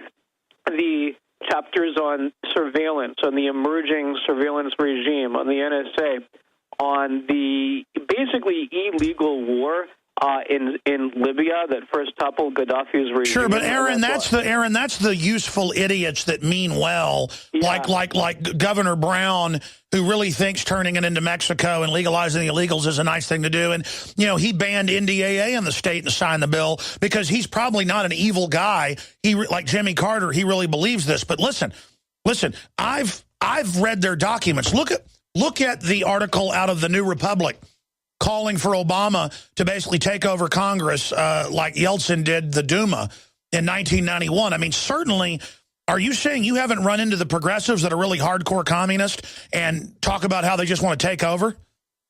Oh, no, I certainly have run into a lot of them. Some of them agree with some of what's in the book, but certainly their agenda is just that. It's to take over. If you would have told me a few years ago, but actually you were talking about this for a long time, but I was a kid. I was like in high school in the 1990s, and if somebody would have come to me and said that the United States government, for example, is arming Al-Qaeda, our most deadly, dangerous adversary, I would call you crazy. I would say you're a conspiracy theorist. I would say that that's absolutely That's absolute lunacy. Who could believe such a thing? Well, in the book, I document just that, and I use the word document in a very direct and deliberate way, because there's a lot of documentation and footnotes of the United States. In fact, I'm talking here about the real Benghazi scandal.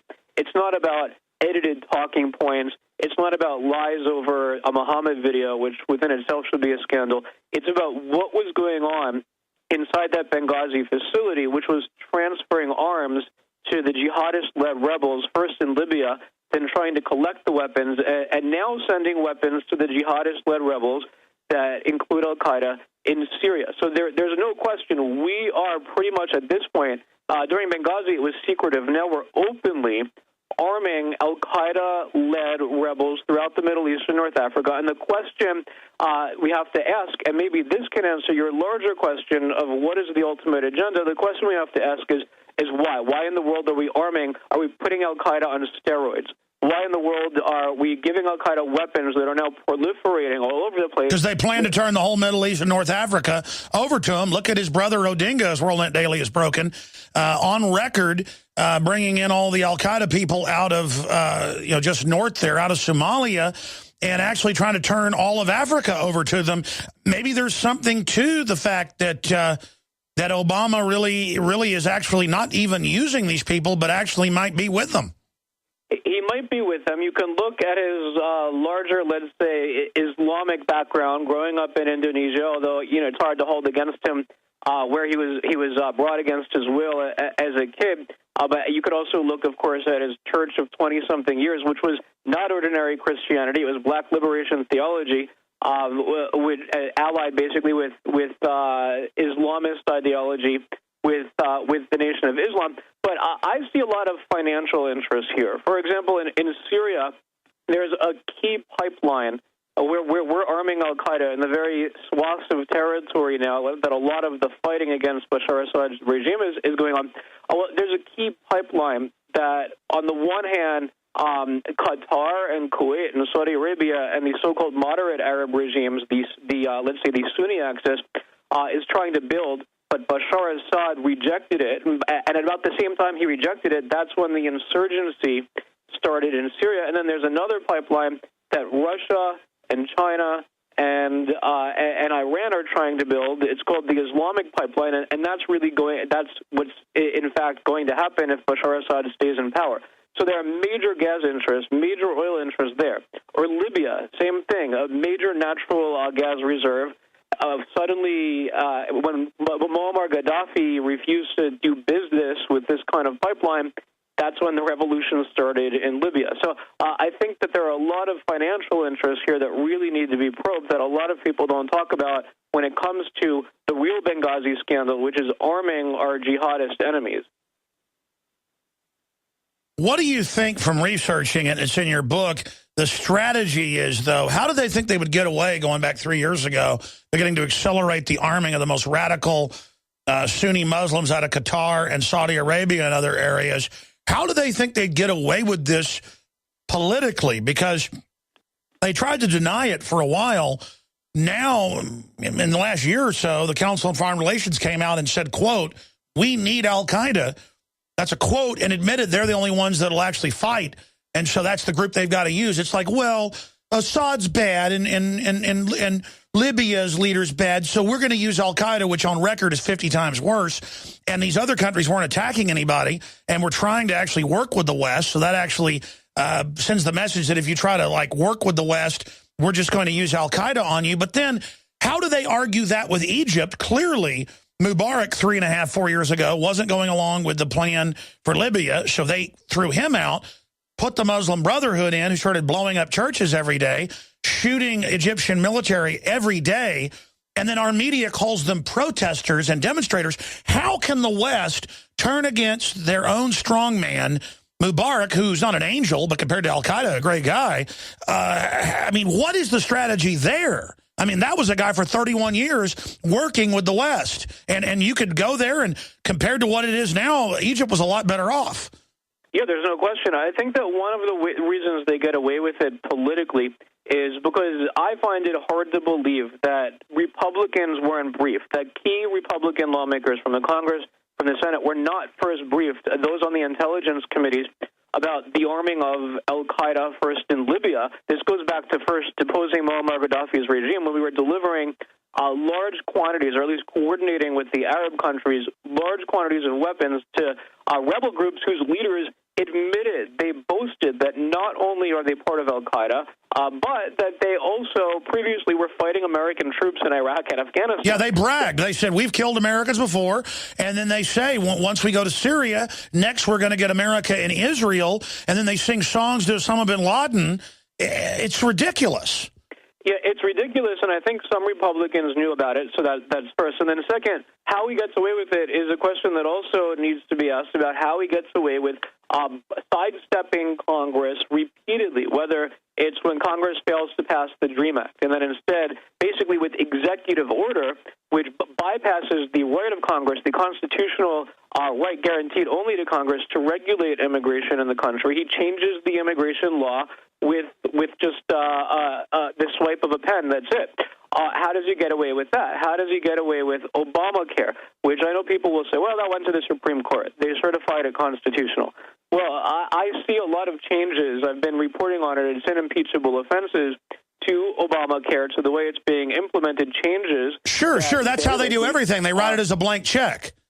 Yeah, indeed. Unconstitutional.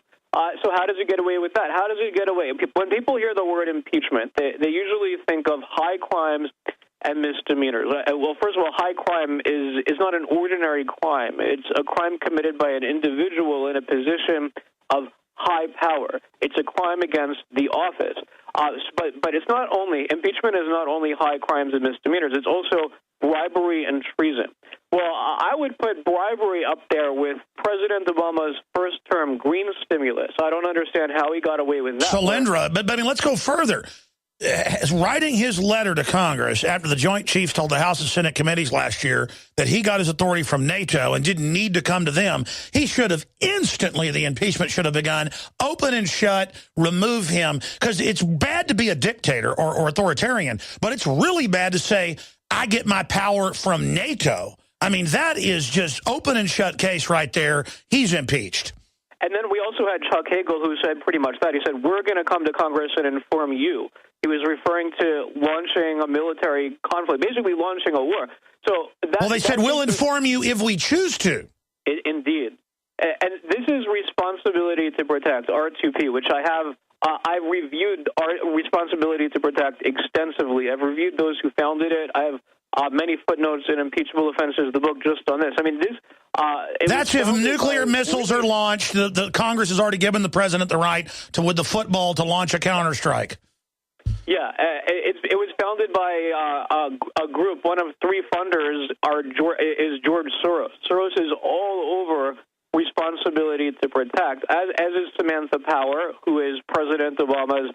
Right now, she's at the United Nations. Previously, she was the Sure. I mean, I wasn't going after that lobbying thing to give the president the power to do whatever he wants. I was saying what they are talking about with the war powers is obviously if the U.S. is struck, there's a default that the commander-in-chief can respond, but he doesn't have the power to go start new wars or fund rebels wherever he wants without Congress. But he apparently thinks that he does, because he did just that in Libya. In Libya, and then specifically in the consulate, the non-consulate. We never had a consulate in Benghazi. I don't know why people still call it that. It was a special mission that even the Libyan government didn't know about. And then he pretty much launched a proxy war in Syria by supporting one group against the other, a proxy war against Russia, a proxy war against Iran. But that's the theme here. The theme is that we tell you, we inform you, we'll go around Congress if need be, and we see this throughout all walks of life when it comes to Obama administration legislation, including the Department of Homeland Security, including the militarization, by the way, of the Department of Homeland Security, including, let's say, Viper drills I have in the book that have been taking place for about 2-3 years now. News media doesn't really talk about it, taking place with military personnel, which is against U.S. law. And by the way, they were having those last week in D.C., and that's what the woman ran into that panicked. And we've actually confirmed that, but no other media has covered it. I tell you, Aaron, People need to get the book. It's available at InfoWarsStore.com or bookstores everywhere. Impeachable Offenses. This needs to be a #1 New York Times bestseller, because in closing, I want to see if you agree with me on this. If Obama gets away with this and then fades off, they've set the precedent that basically does turn America into an authoritarian state. We've got to impeach Obama. We can't just let him become a lame duck and sign a bunch of pardons. Yeah, that's just it. This is not about Democrat. It's not about Republican. This is not about who has more seats in Congress or in the Senate. This is about just that. If he gets away with it, then somebody else, then the precedent is there. Then the red line has been crossed. Then somebody else who comes next, or in 5 years, 20 years, whatever it is, can do just this and much more. And he already got away with it. It seems that almost nothing is going to happen. That's why it's very important to send a message with this book and with the impeachment campaign. I agree, and we're going to have you back up soon to talk about that campaign. Where can they learn more? At KleinOnline.com. Also, you can get Impeachable Offenses at Amazon.com, of course. Absolutely. Well, we're going to continue to push for impeachment, and everybody needs to, especially on auditing the Tea Party, and now they've been caught that they did order that. I mean, that's impeachable right there. That's political persecution. Incredible. All right, there goes Aaron Klein, folks. We're going to come back and go back to your phone calls and get into the other news that's breaking. There's so much of it, but it makes my head spin with how much stuff these globalists have gotten away with. When we come back, we'll give you the latest headlines at InfoWars.com and PrisonPlanet.com. There's some breaking news, so stay with us.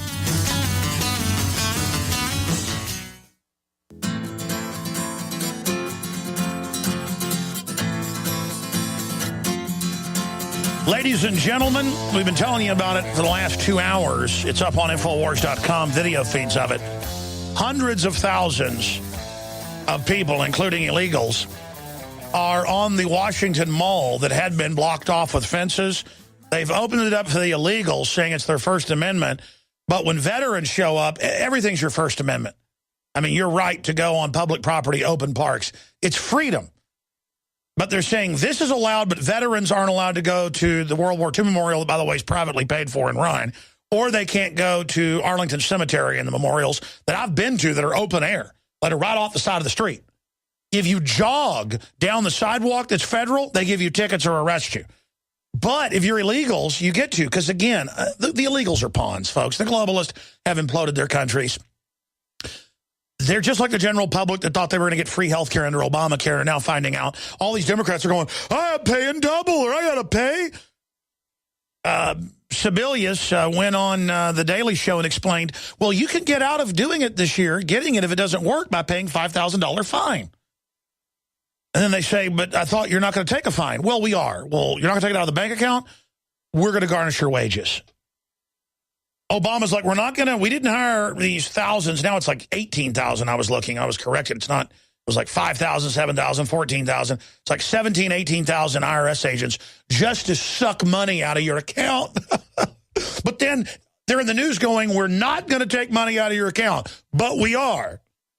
I'm not going to sign the NDAA, but I did. It's so sick. Let's show TV viewers that shot from the mall with hundreds of thousands. If you're a radio listener, you can just go to Infowars.com. We have some photos of it. But giant events there. So if you're an illegal alien, I told you, folks, you are God. For now, you're part of the federal family. But if you're visiting from Mexico or Germany or France or Italy or Japan, as they are to national parks, they wait till you get into the national park, pay your money, and then tell you you're not allowed to get off your bus, but you can't leave, or you got to stay in your hotel for 2 days, literally as a prisoner.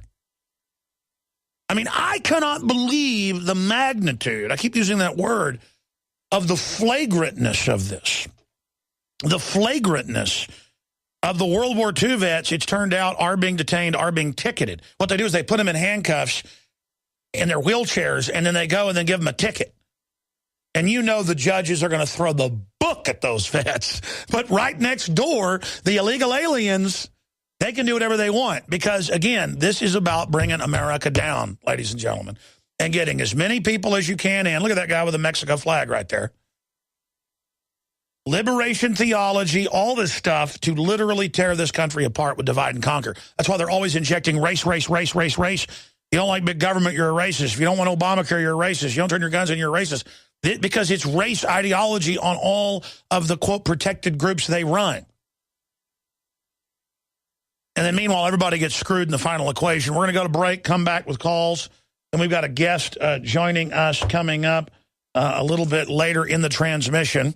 We're going to have White Girl Bleed a Lot at 1:20, the author of that, on to talk about the undeclared race war going on that the media has helped stir up but doesn't want people to know about. So we're going to be talking to him briefly here. We just got more of it in from the laboratory, the cleanest, purest nascent iodine out there, glycerin-based, unbelievable from all the doctors and people we've interviewed for the thyroid and just for overall health, ladies and gentlemen. What it's doing for me is unprecedented. I've only been on it a month and a half. I'm going to take some right now on air. I already took some this morning. And use as directed. Consult a physician before you use it. This is not the toxic iodine stuff they sell for cuts and stuff that is poisonous, ladies and gentlemen. This is the real atomic iodine with all the Fukushima stuff going on. It's insane not to protect your thyroid. That's what I and my family do, my number one choice. InfoWarsLife.com or 888-253-3139. It's back in and now available. You are listening to GCN. Visit GCNlive.com today.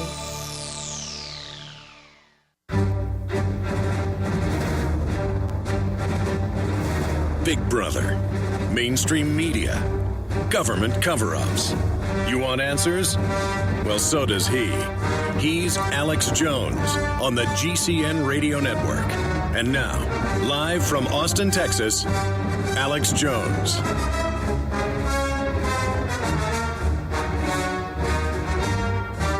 If I was going to write an absurdist novel to try to top the grand falloons of Kurt Vonnegut, I would write about children taught 2 + 2 = 5. I would have an assignment for 5th graders to, quote, destroy the Bill of Rights and rewrite them. I would have the feds holding seniors hostage that already checked in at their hotel, saying they're not allowed to come outside.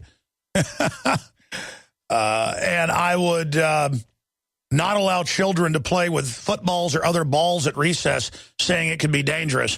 But, of course, I don't need to write that as science fiction. That's just the news today. Illegal aliens can have a rally to end the borders, world government, free welfare, vote to take our guns. But veterans can't visit the memorial, or regular citizens get arrested if you cross the barricades to go on the mall. I mean, it is just cuckoo for Cocoa Puffs that this is all going on. And it's the madness of the tyrant. And it's a spiritual disease. I find this in life, in business, because I use business to fund our operations, that people don't care, most of them, most people, about money or about freedom or about stability. They care about being able to dominate you wrongfully or do things their way that's screwed up. And it's getting worse, ladies and gentlemen. I'm just learning so much about human nature. It's bizarre. Like, you do something nice for people, they think you need something from them, or they've got something over on you, or that makes them disrespect. I'm not talking about everybody, but more and more, it's like a mental disease. I talk to a lot of executives, a lot of successful people in media, in industry, and they say it's happening everywhere. It's not just the police going crazy. It is the general public has gone stark raving mad. And I just marvel at it. I absolutely marvel. And people can't ever admit they're wrong. I admit I'm wrong all the time. People can't, I don't even know what to say anymore. I'm just totally blown away at this point.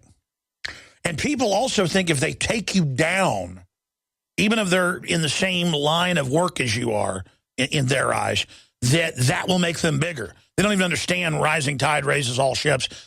And that's the thing about the collectivists. At the end of the day, they're low-level schmucks. The suckers, the buffoons, the marks, the people that are being conned, they really believe somebody wants to give them a free lunch, and it's all because they love them and it's sweet. And that's kind of at the bottom of the barrel. You've got a bunch of fools. But with the folks running the government, running the show, and running the big corporations, they just want to shut down all their competition. And they want to just wreck everything so they can rule a giant steaming pile. And that's really what it comes down to. They want the freedom to wreck your life.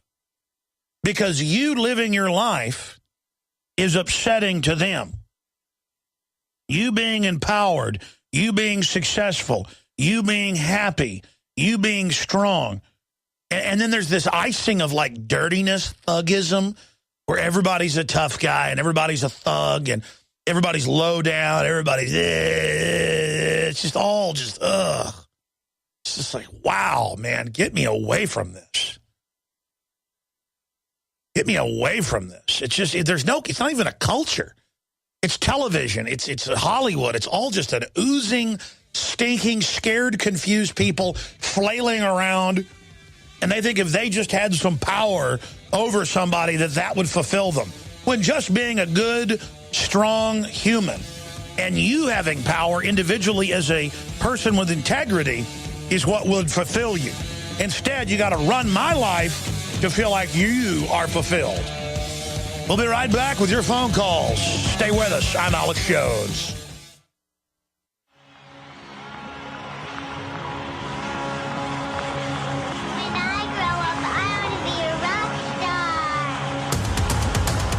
When I grow up, I want my great-great-grandchildren to visit distant star systems.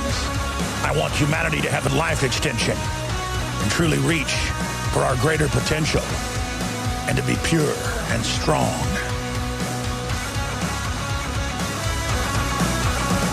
We now take you live to the Central Texas Command Center and the heart of the resistance. You're listening to Alex Jones.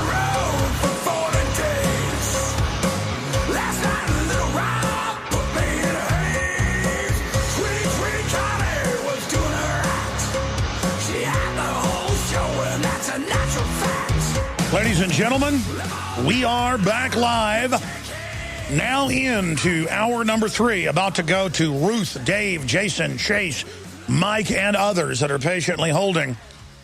If you just joined us, they're dropping the hammer, putting out their fake polls, saying the majority of Americans, 7 out of 10, blame the Republicans for what's going on. Classic skewed polls. On the street, people know the feds are out of control. They know they're persecuting people, keeping veterans out of memorials, while letting illegal aliens traipse all over them and have giant demonstrations. It's all about the absurdism of tyranny and getting us accustomed to being slaves. This is the radical transformation Obama, Obozo, Ozombie promised everyone. And now we're learning who the real owners are. Warren Buffett and the British government and the French government and the IMF and the head of the IMF in France and the communist Chinese. Here are the headlines. IMF warns Washington over debt impasse. Time magazine. Yes, they're telling us they'll lower our credit rating and we'll collapse if we don't. And then here's another one right here. Get your financial house in order, China warns U.S. as Asia expresses concern over the $1.3 trillion of U.S. debt. We've all been positioned so that we're all debtors, even if we're hardworking. But more people come in, though, get free welfare and get driver's license, and you can vote, and you can take Alex's guns, you could take Alex's money, and you could take everybody else's money till everybody's bankrupt, and the bankers are offshore above the law, and that's their plan. And this country is going to be a hellhole when they're done. And that's the plan. That is the program to impoverish us, to break us, to domesticate us, and bring in green tyranny, neo-feudalism that the globalists are all exempt from. And oh, look, talk about who's got a plan for all this. I'm got my little Warren Buffett article. You know, his company's gotten over $400 billion in banker bailouts total in the last 5 years. He personally recently got $10 billion from crisis-era investments. Oh, a little extra $10 billion for him of taxpayer money.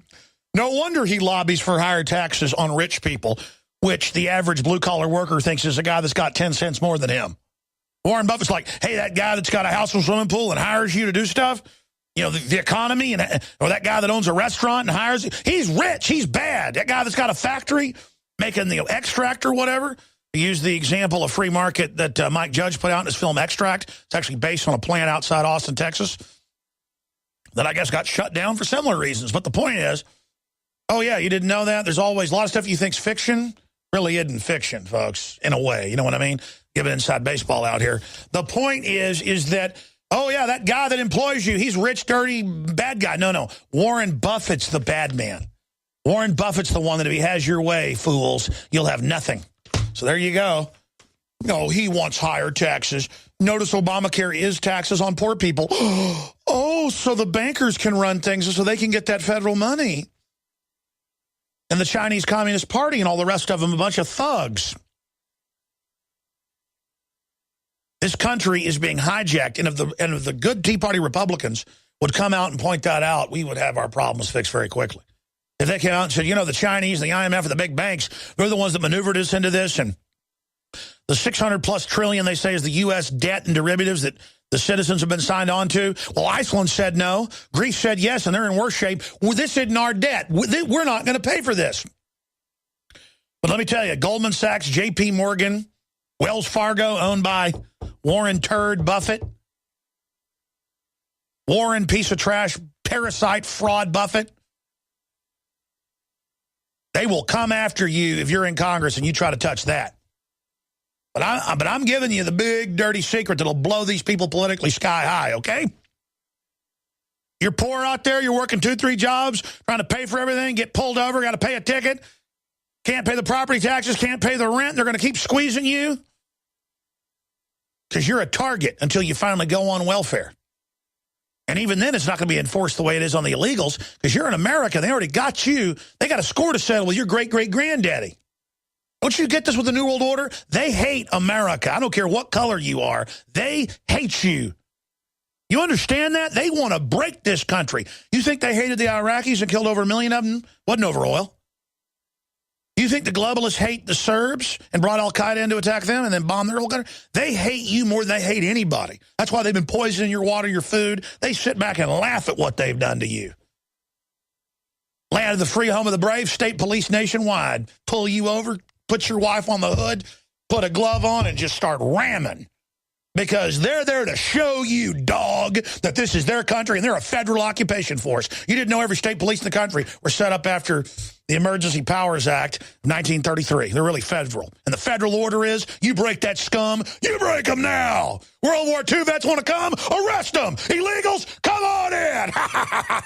Yeah. Sorry, let's go to Ruth in Texas. You're on the air. Go ahead. Hi, Alex. How are you? Oh, I'm pretty fired up. I see that. I'm calling about the conversation you had earlier about the HR 3230 concerning the reserves getting paid. My husband's a reservist. He spent 3 years in Afghanistan, and he's not getting his reserve paid. The money's there, the first sergeant. The illegal aliens are going to get theirs, though. You bet they will, but our soldiers aren't going to get theirs. So they have put the bill before the House and it passed. The Senate didn't pass it. And Obama said if it did pass, he wouldn't sign it anyway. No, that's what they do. And then they lie and say the Republicans are the ones not paying the reservists. Just all deception because we're an enemy. They treat us with total disdain because we are the enemy. Exactly. The other thing that they're stopping is a lot of reservists, because they can't find jobs when they get back from overseas. They can give them a special duty, an active duty order, and they can get some pay. But they've stopped all that now, too. They won't, reservists can't even do any active duty. Yeah, well, they passed that bill and signed it to get the regular troops paid, so... But, I mean, it's Obama going, you won't get your Social Security, we'll default. And then the Chinese government and the IMF and others come and agree with him. It's Obama and a bunch of foreign globalists telling us what to do in our internal politics. They have captured us just like a third world nation. And they're playing us just right and left, both sides. And the other part is, I think what we need is a military million lady march on Washington. All the spouses should get together and go to Washington. I hear you. Women. I hear you. God bless you, ma'am. And, you know, there's a lot of people trying to get marches and truck driver stuff and things going on. There's some elements trying to stir it up and say, hey, we're going to arrest members of Congress and we're going to do all this. Any talk like that is misguided or is a federal provocateur. I don't know which one. But I do support the truckers going to D.C. I do support marches on D.C. It's just that they're trying to antagonize us into something, or they're going to blow something up and blame it on us very soon. I mean, I just see that in the cards. It's like you're playing poker. You've been playing all night. You know what they're about to play. And it's just, they got ace of spades, folks. Boom, stage terror. And I'm telling you, we got to get the word out on that and psychologically awaken people and inoculate them in a positive way so that they understand. Even if terror is real, it's going to be used to take our freedom. So never give up your freedom. Say, no, I'll keep my freedom. And, look, it's just like the public schools, I have the article, are now banning playing with balls at lunch, saying it could be dangerous. This is how they do it. Like, I shouldn't joke and say they should have TSA randomly in fields to stop honeybees from stinging people because they kill 200-plus people a year. They probably will do that next. But then push deadly vaccines on you. It's all a power grab, folks. Let's talk to Dave. Dave in Arizona. Thank you for calling in, sir, and thank you for holding. Go ahead. Dave, you're on the air from Arizona. Put him on hold. We'll go back to him later. Jason, you're on the air from Canada. Go ahead. Yes, Alex. I just wanted to tell you that you have a lot of listeners above the 49. I wanted to tell you if this is a coincidence that the whole thing was taking place regarding with the woman who was shot on the Second and Constitution. Now, I'm Canadian, and I know, the Second Amendment is, the right to bear arms, and Constitution, I'm like, anyhow. And in regards to the tourist in Yellowstone. You mean the terrorists that were held for days in their hotel at gunpoint? I think that's reasonable. I mean, how dare these foreigners from Germany and Japan flee towards the nearest airport saying, quote, I'll never come back. Your country has fallen to, quote, tyranny. How dare them? That's normal just to be in your hotel and have cops running around going, shut down, shelter in place, and not let them leave. I think that's totally reasonable that when tour buses pulled up, they pulled guns on them. I think that's great. Go ahead, Jason. Yes, and in regards to the tourist in Yellowstone, the terrorist, I think it is. Yes, the terrorist. I think it's telling that they say they do not want to go back to the United States ever again. Because listen, hey, listen, I can't get Watson to come here. He's been here before. I want Watson and his wife and his brother that all work for us to get over here and they don't want to do it. And they fly all over the world. They go to China, they go to Switzerland, they go to, you name it. And they're like, no, not that. No. And I'm like, yes. It's so pathetic. I'm sorry. Go ahead. Yes, of course. No, yeah. I mean, and it's telling because I'm calling from Quebec, one of the most closed provinces in Canada. And we actually have a National Socialist Party in power. So that's saying something that, the States has come a long way, Oh, it's unbelievable. It's all a bunch of federal minions. No one knows what it's like to be the bad man, to be the sad man behind blue eyes. No one knows what. All right, folks, Alex Jones back live. We're going to our guest here in just a moment. We're selling his book. It's very powerful. White Girl Bleed a Lot, dealing with, racial attacks against whites being organized nationwide. Now the media is basically covering it up. And he was, first known for writing a book about a black fellow that was wrongly accused of a crime as well, or exposing that. But it just shows how the media is creating this balkanized society. We're going to talk to him in a moment. Here's a minute or two of the speech Obama just finished giving, where he is saying America won't be held hostage. When it's the Senate blocking this and Obamacare is completely out of control, it's wrecking the country. They can't even implement it. And all they're doing is saying, do a few things like medical devices, don't tax them. And he's like, no. And then the IMF, the Communist Chinese, they're all saying you'll do what Obama says. This is the breaking of America you're witnessing, and he acts like the Republicans want something free, an Xbox or something, when the truth is it's Obama putting America on welfare and trying to collectivize things. Here's a minute or two of that, and then we're going to go to our guest. Take your questions, so I'll try to be brief at the top. This morning I had a chance to speak with Speaker Boehner, and I told him what I've been saying publicly, that I am happy to talk with him and other Republicans about anything. That's why they refuse all the bills. Not just issues I think are important, but also issues that they think are important. But I also told him that having such a conversation, talks, negotiations, shouldn't require hanging the threats of a government shutdown or economic chaos over the heads of the American people. By the way, it's the Senate that shut the government down. Think about it this way. The American people do not get to demand a ransom for doing their jobs.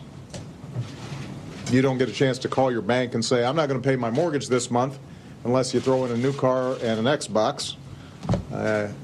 If you're in negotiations around buying somebody's house, you don't get to say, well, let's talk about the price I'm going to pay, and if you don't give me the price, then I'm going to burn down your house. That's enough. Shut him down.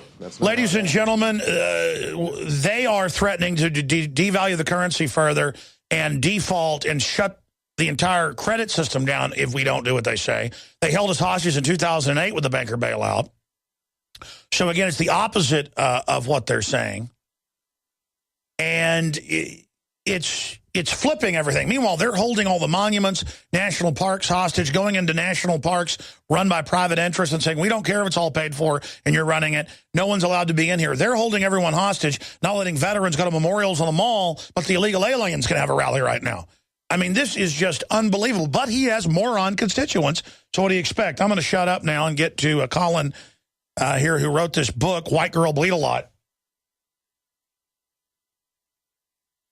We're going to go to Colin Flaherty to break down his book, White Girl Bleed a Lot. And the book just came out, The Return of Racial Violence to America, to look at what has caused this, because he's written a detailed study of examples and broken this down. And so many of the news articles he has in here, I've seen them, I've read them, but they're always local. It's never a national news story. And so, sir, thank you for coming on the show to break this down. For folks that haven't read your book or don't know about it, in a nutshell, tell us why you wrote this book and what it encompasses. White Girl Bleed a Lot is about an epidemic of racial violence all over the country. I document more than 500 cases in over 100 cities. But even more important than that, I document how the media ignores it, condones it, excuses it, and sometimes even denies it. And it's getting worse. I mean, why do you think it's getting worse? You know, I'm not really that good on the big picture causes and solutions. I also don't do apologies. I just really document it's happening. That's why I wrote the book. It's because I was meeting so many people who were saying, Colin, that's not happening. But then I was seeing all these stories, the stories you were talking about. And then I would look to compare what I saw on the paper with what I saw on YouTube. And it was like I was watching stories from two different universes. So I don't know why it's getting worse. It is getting worse. It's happening in many, many places, big and small, around the country, places we would expect it, places we wouldn't. When we come back, I want to go over when you first started to see this and discover it and some of the cases and examples. But the key you just hit, because reading the book, it was like deja vu, because as a news guy, I've already been studying this, but there was a lot of cases I didn't know about that were in the book, where the media, well, there's cases where reporters are attacked, and they're told, well, we can't say you were racially attacked because that would be racist. There's a lot of reporters under attack. That's kind of the ironic part of the book. Yeah, we're going to come back, and then they're told they can't talk about how they were racially attacked and told it was racial. Really crazy, and MSNBC, I believe, is mainly behind it, and the college is promoting it, that it's like a duty. I mean, being white is inherently bad, and so it's just incredible. It's similar to the Klan attacking black people.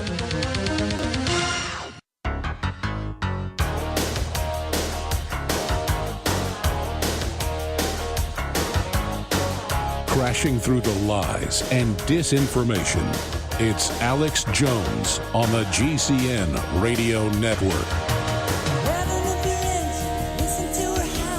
During the break, I was watching Fox News out there in the control room, And Obama said that Tea Party Republicans are holding the country hostage like a nuclear bomb, in the words of Warren, the scam artist Buffett.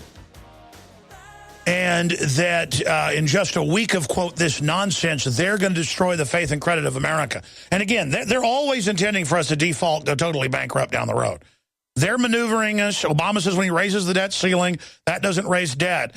And they're maneuvering us into this, but lying to the ignorant public. And sitting there telling them that it's Republicans. Folks, Obamacare, I think Mitch McConnell's actually right now. I'm going to go back to our guest. I've thought about this deeply. It's immoral to let this pass, but you've tried to let it pass.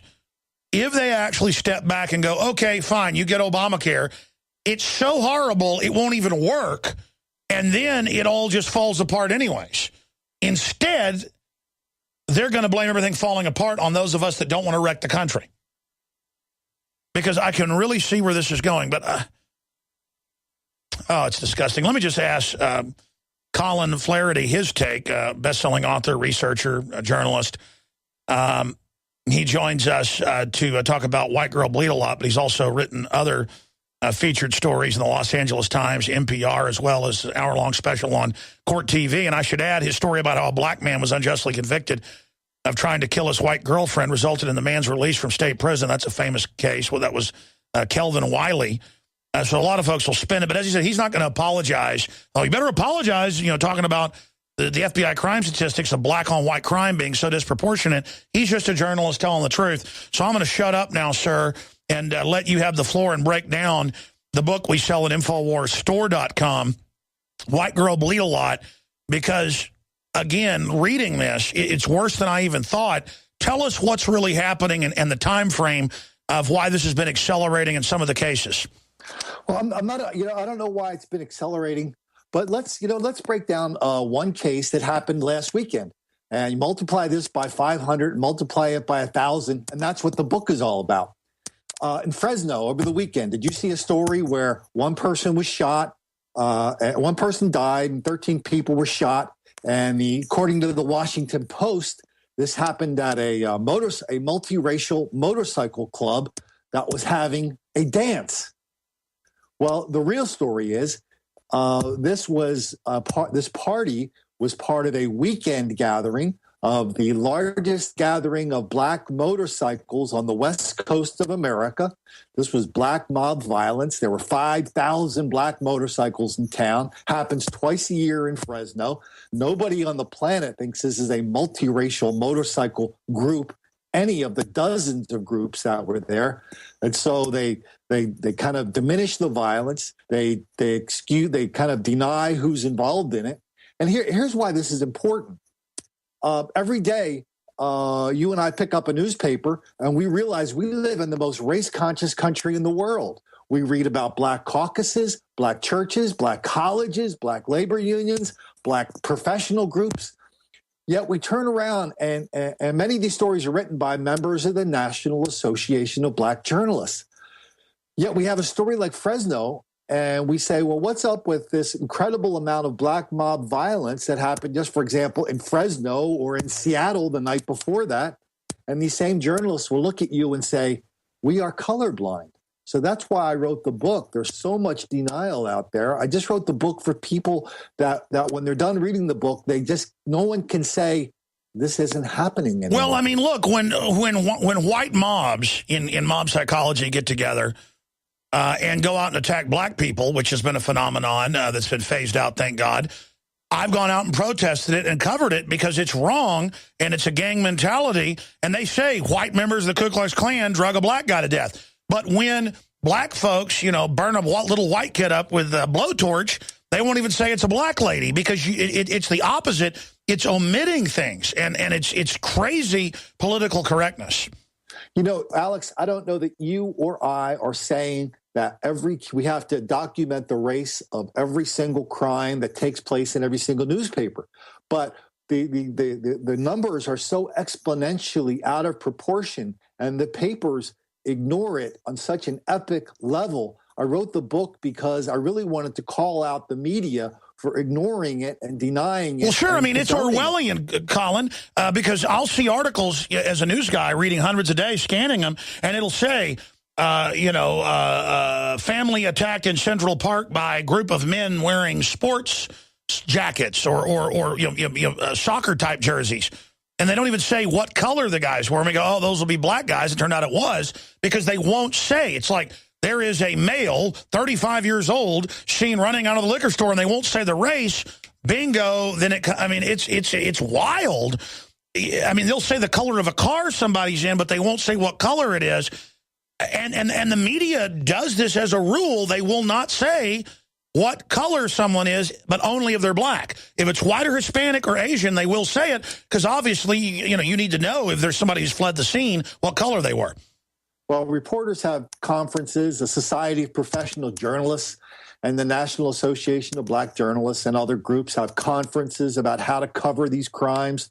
And they're very explicit. Melissa Harris Perry at MSNBC, she had a whole show where she was talking about how she thought that black people black reporters should not report black crime, and Muslim reporters should not report Muslim crimes if it makes blacks or Muslims look bad. Now, normally they have these conversations in private at the MoveOn.org conventions. So I was happy that she had it on the air, and I write about that in the book as well. It's amazing, and we see a lot of examples of this. Give us some more examples that are in the book of the hundreds. Well, the book gets its title from Chicago, from Milwaukee. I'm sorry, where 50 to 100 black people went into a convenience store. They looted it on video. Then they took their groceries and candy to a nearby park, where they assaulted 10 white kids having a July 4th picnic. At one point, a black woman is standing over a white woman, looks down and says to her friends, "White girl bleed a lot." Enormous amount of this black mob violence happening all over the country, enormous amount of denial on the part of people in the press. And and multiply that 1K. Here's the story this year. The story this year is not that it's happening in the big cities, Boston, New York, Baltimore, Chicago, Philly, but it's happening in the places that, unless you've been there, you wouldn't expect it. Like when I talk around the country on this topic, I always say, does anybody know that Milwaukee, Minneapolis, Seattle, Portland are centers of racial violence? Nobody knows this, but Milwaukee absolutely is. What about the small cities? What about Peoria, Greensboro, Durham, Springfield?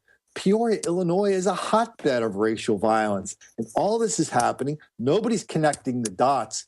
And so that's why I wrote the book, to connect the dots without generalizations, without stereotypes, but also without apologies.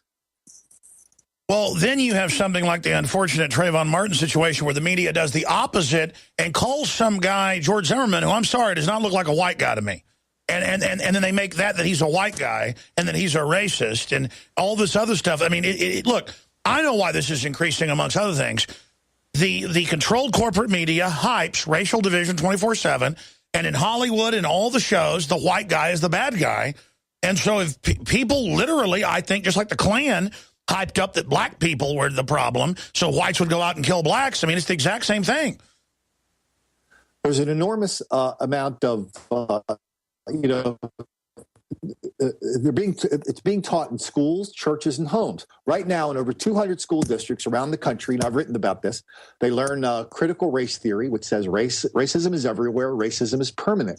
They're teaching this to grade school kids. So when you see these videotapes, which are, by the way, there's thousands of them. The white liberals may deny black mob violence, but there are many, many people who celebrate it. When you see these videos of black mob violence, no, they have websites. They have websites that show it, and it's like celebrated. Yeah, And so it's celebrated, but you could see the anger and resentment, and you could see it's being taught in schools. Grade schools, forget colleges. We know they're a lost cause, but it's being taught in grade schools. Wisconsin, California, Connecticut. These are statewide programs.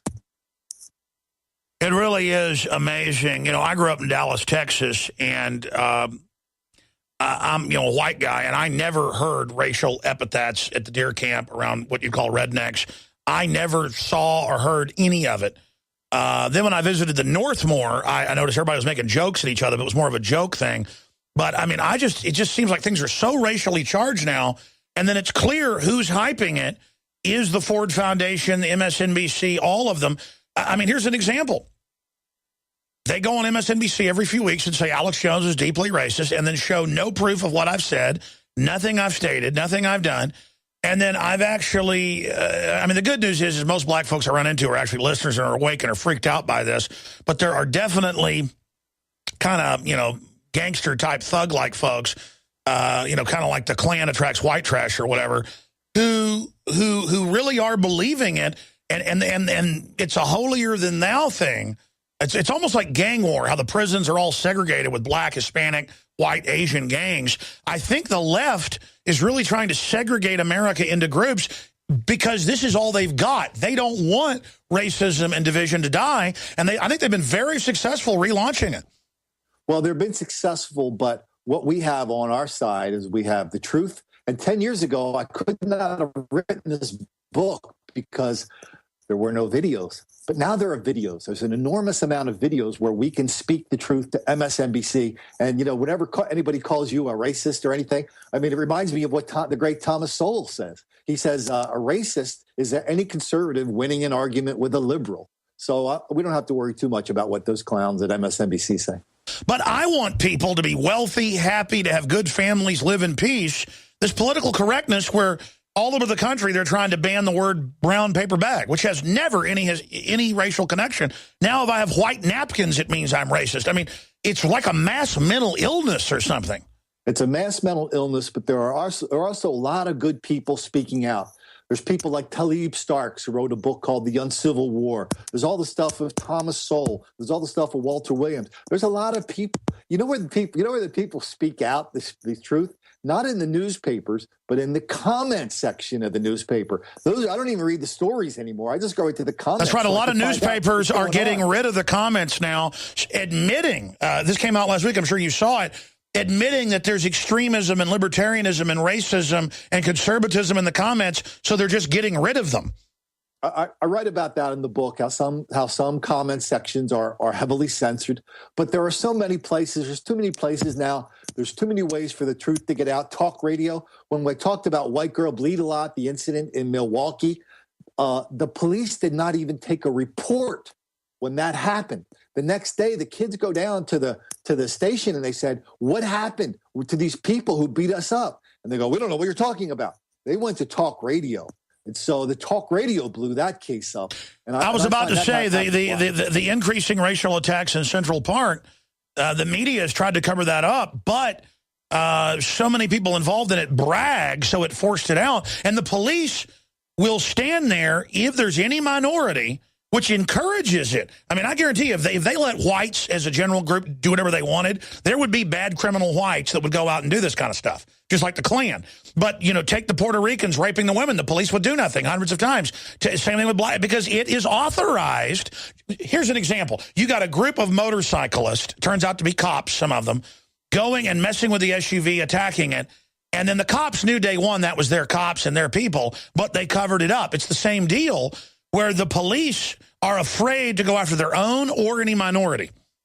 A good example of that is the Iowa State Fair. 2 years ago, they had hundreds of black people over a several-night period beating people both in and out of the Iowa State Fair, Des Moines, Iowa. So some reporters went to somebody filed a police report that people were chanting "Beat Whitey Night." So reporters went to the police spokesman, Lori Loverato, and they said, "Lori, what's up with it? Is that really, are black people really attacking white people, mobs of black people at the Iowa State Fair?" She said, "Yeah, it's happening. We don't know why, but it's happening." She was fired for that. And so to me, cops on the beat are heroes, but the people who run police departments are much less so. And a lot of times they'll get in trouble and they'll be fired for telling the truth about racial violence. Other examples. I mean, this is a book you literally can't put down. InfoWarsStore.com or call toll free 888-253-3139. We have the author on with us, Colin Flaherty, right now. The Return of Racial Violence to America. And I think the prisons are part of this too, because they're all divided into gang groups. And then once you do that, you have to continue it because it really is in racial groups. I mean, America is being balkanized by design. Why do you think the authoritarian left, is what I call them, why are they so obsessed with creating racial division? Oh, man. You know, Alex, I wish I knew the answer to that, but there's absolutely no question that we are the most racially conscious country in the world, and it's getting worse. I'm one of these, I guess I'm one of these poor, naive people who believes in one race, the human race. So I don't buy any of the racial divisions. But it's getting worse. You know, I was going to be on your show last Thursday, but things happened, so we put it off till today. Just since Thursday, well, look what's happened. In Raleigh, North Carolina, we have mobs of black people on 2 nights in a row roaming the streets of downtown Raleigh, beating people up. We had up near Seattle, Washington, we had a carload of black people hurl racial insults, attack a soldier, killing him in Seattle, Washington. Then we had this business in Fresno, a party of 500 or more black bikers creating violence and mayhem on epic scale. So this is happening all over the place. Why we can't talk about, I'm not sure, but I will tell you, for anybody listening to this, the way to talk about it is don't generalize, don't stereotype, but we don't have to apologize either for noticing. Well, I mean, the issue here is that's the political correctness, saying if you're racially attacked or see it, don't talk about it because, hey, you pretty much deserve it. Take the bikers that it turns out were cops. It was a double gang deal. It looks to me on the video like the famous New York deal that nobody's pointing out. Looks like it was probably racial as well, if you really look at it, or at least has that connotation. You know, if it had been white bikers attacking a black guy. There were a lot of black bikers involved in that New York incident, but a lot of people think because they're Hispanic they can't be black. A lot of bikers were involved were from the Dominican Republic. That's why they're black and Hispanic. A lot of black people involved in that. Well, I mean, my whole thing is it's gang. It's all gang culture. Stay there. I want to come back and talk about this because, folks, this is going on everywhere. And then people that don't want to be part of it, they get, called sellouts or whatever because they don't want to be racist. This is bad. He's going the distance. He's going for speed. She's all alone. Look, this is going on for simple divide and conquer. But the system doesn't want it to be addressed because that will destroy their political correct paradigm.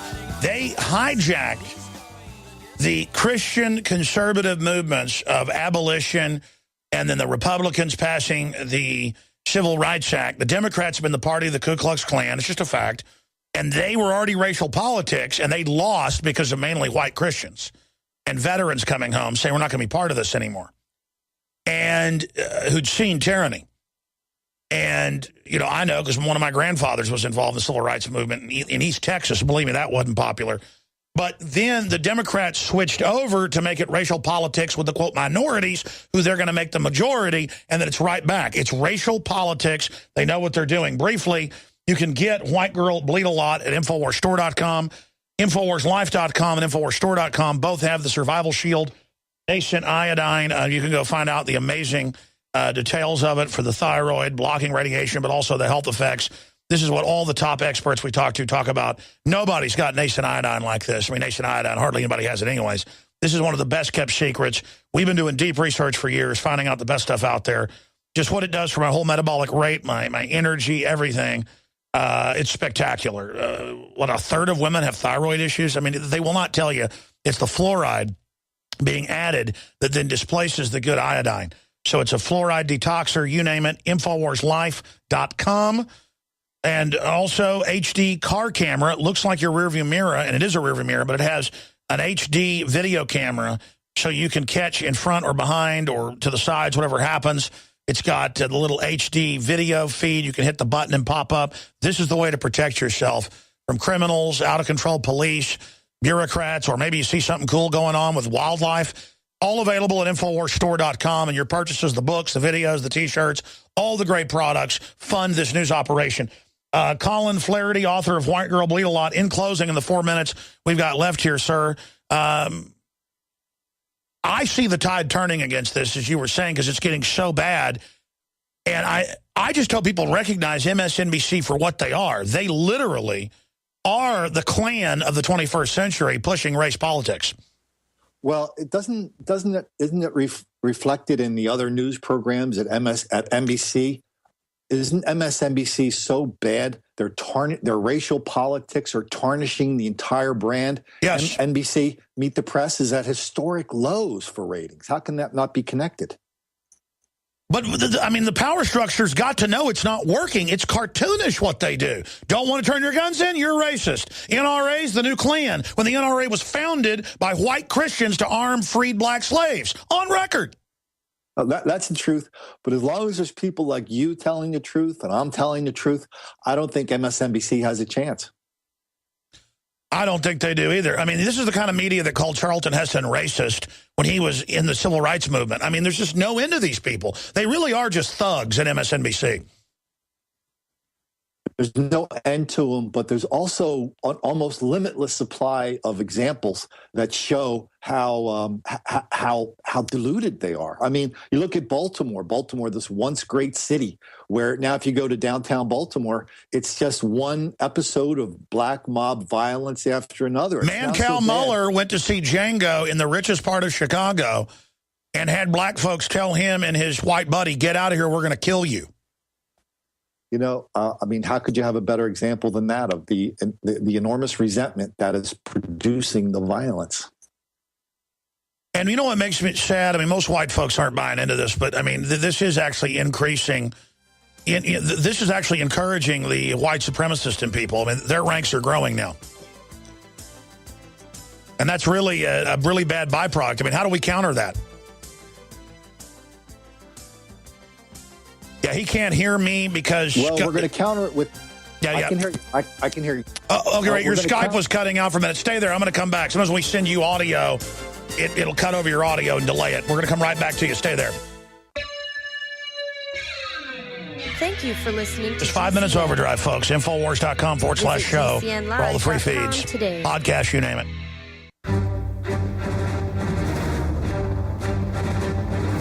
Big Brother, mainstream media, government cover-ups. You want answers? Well, so does he.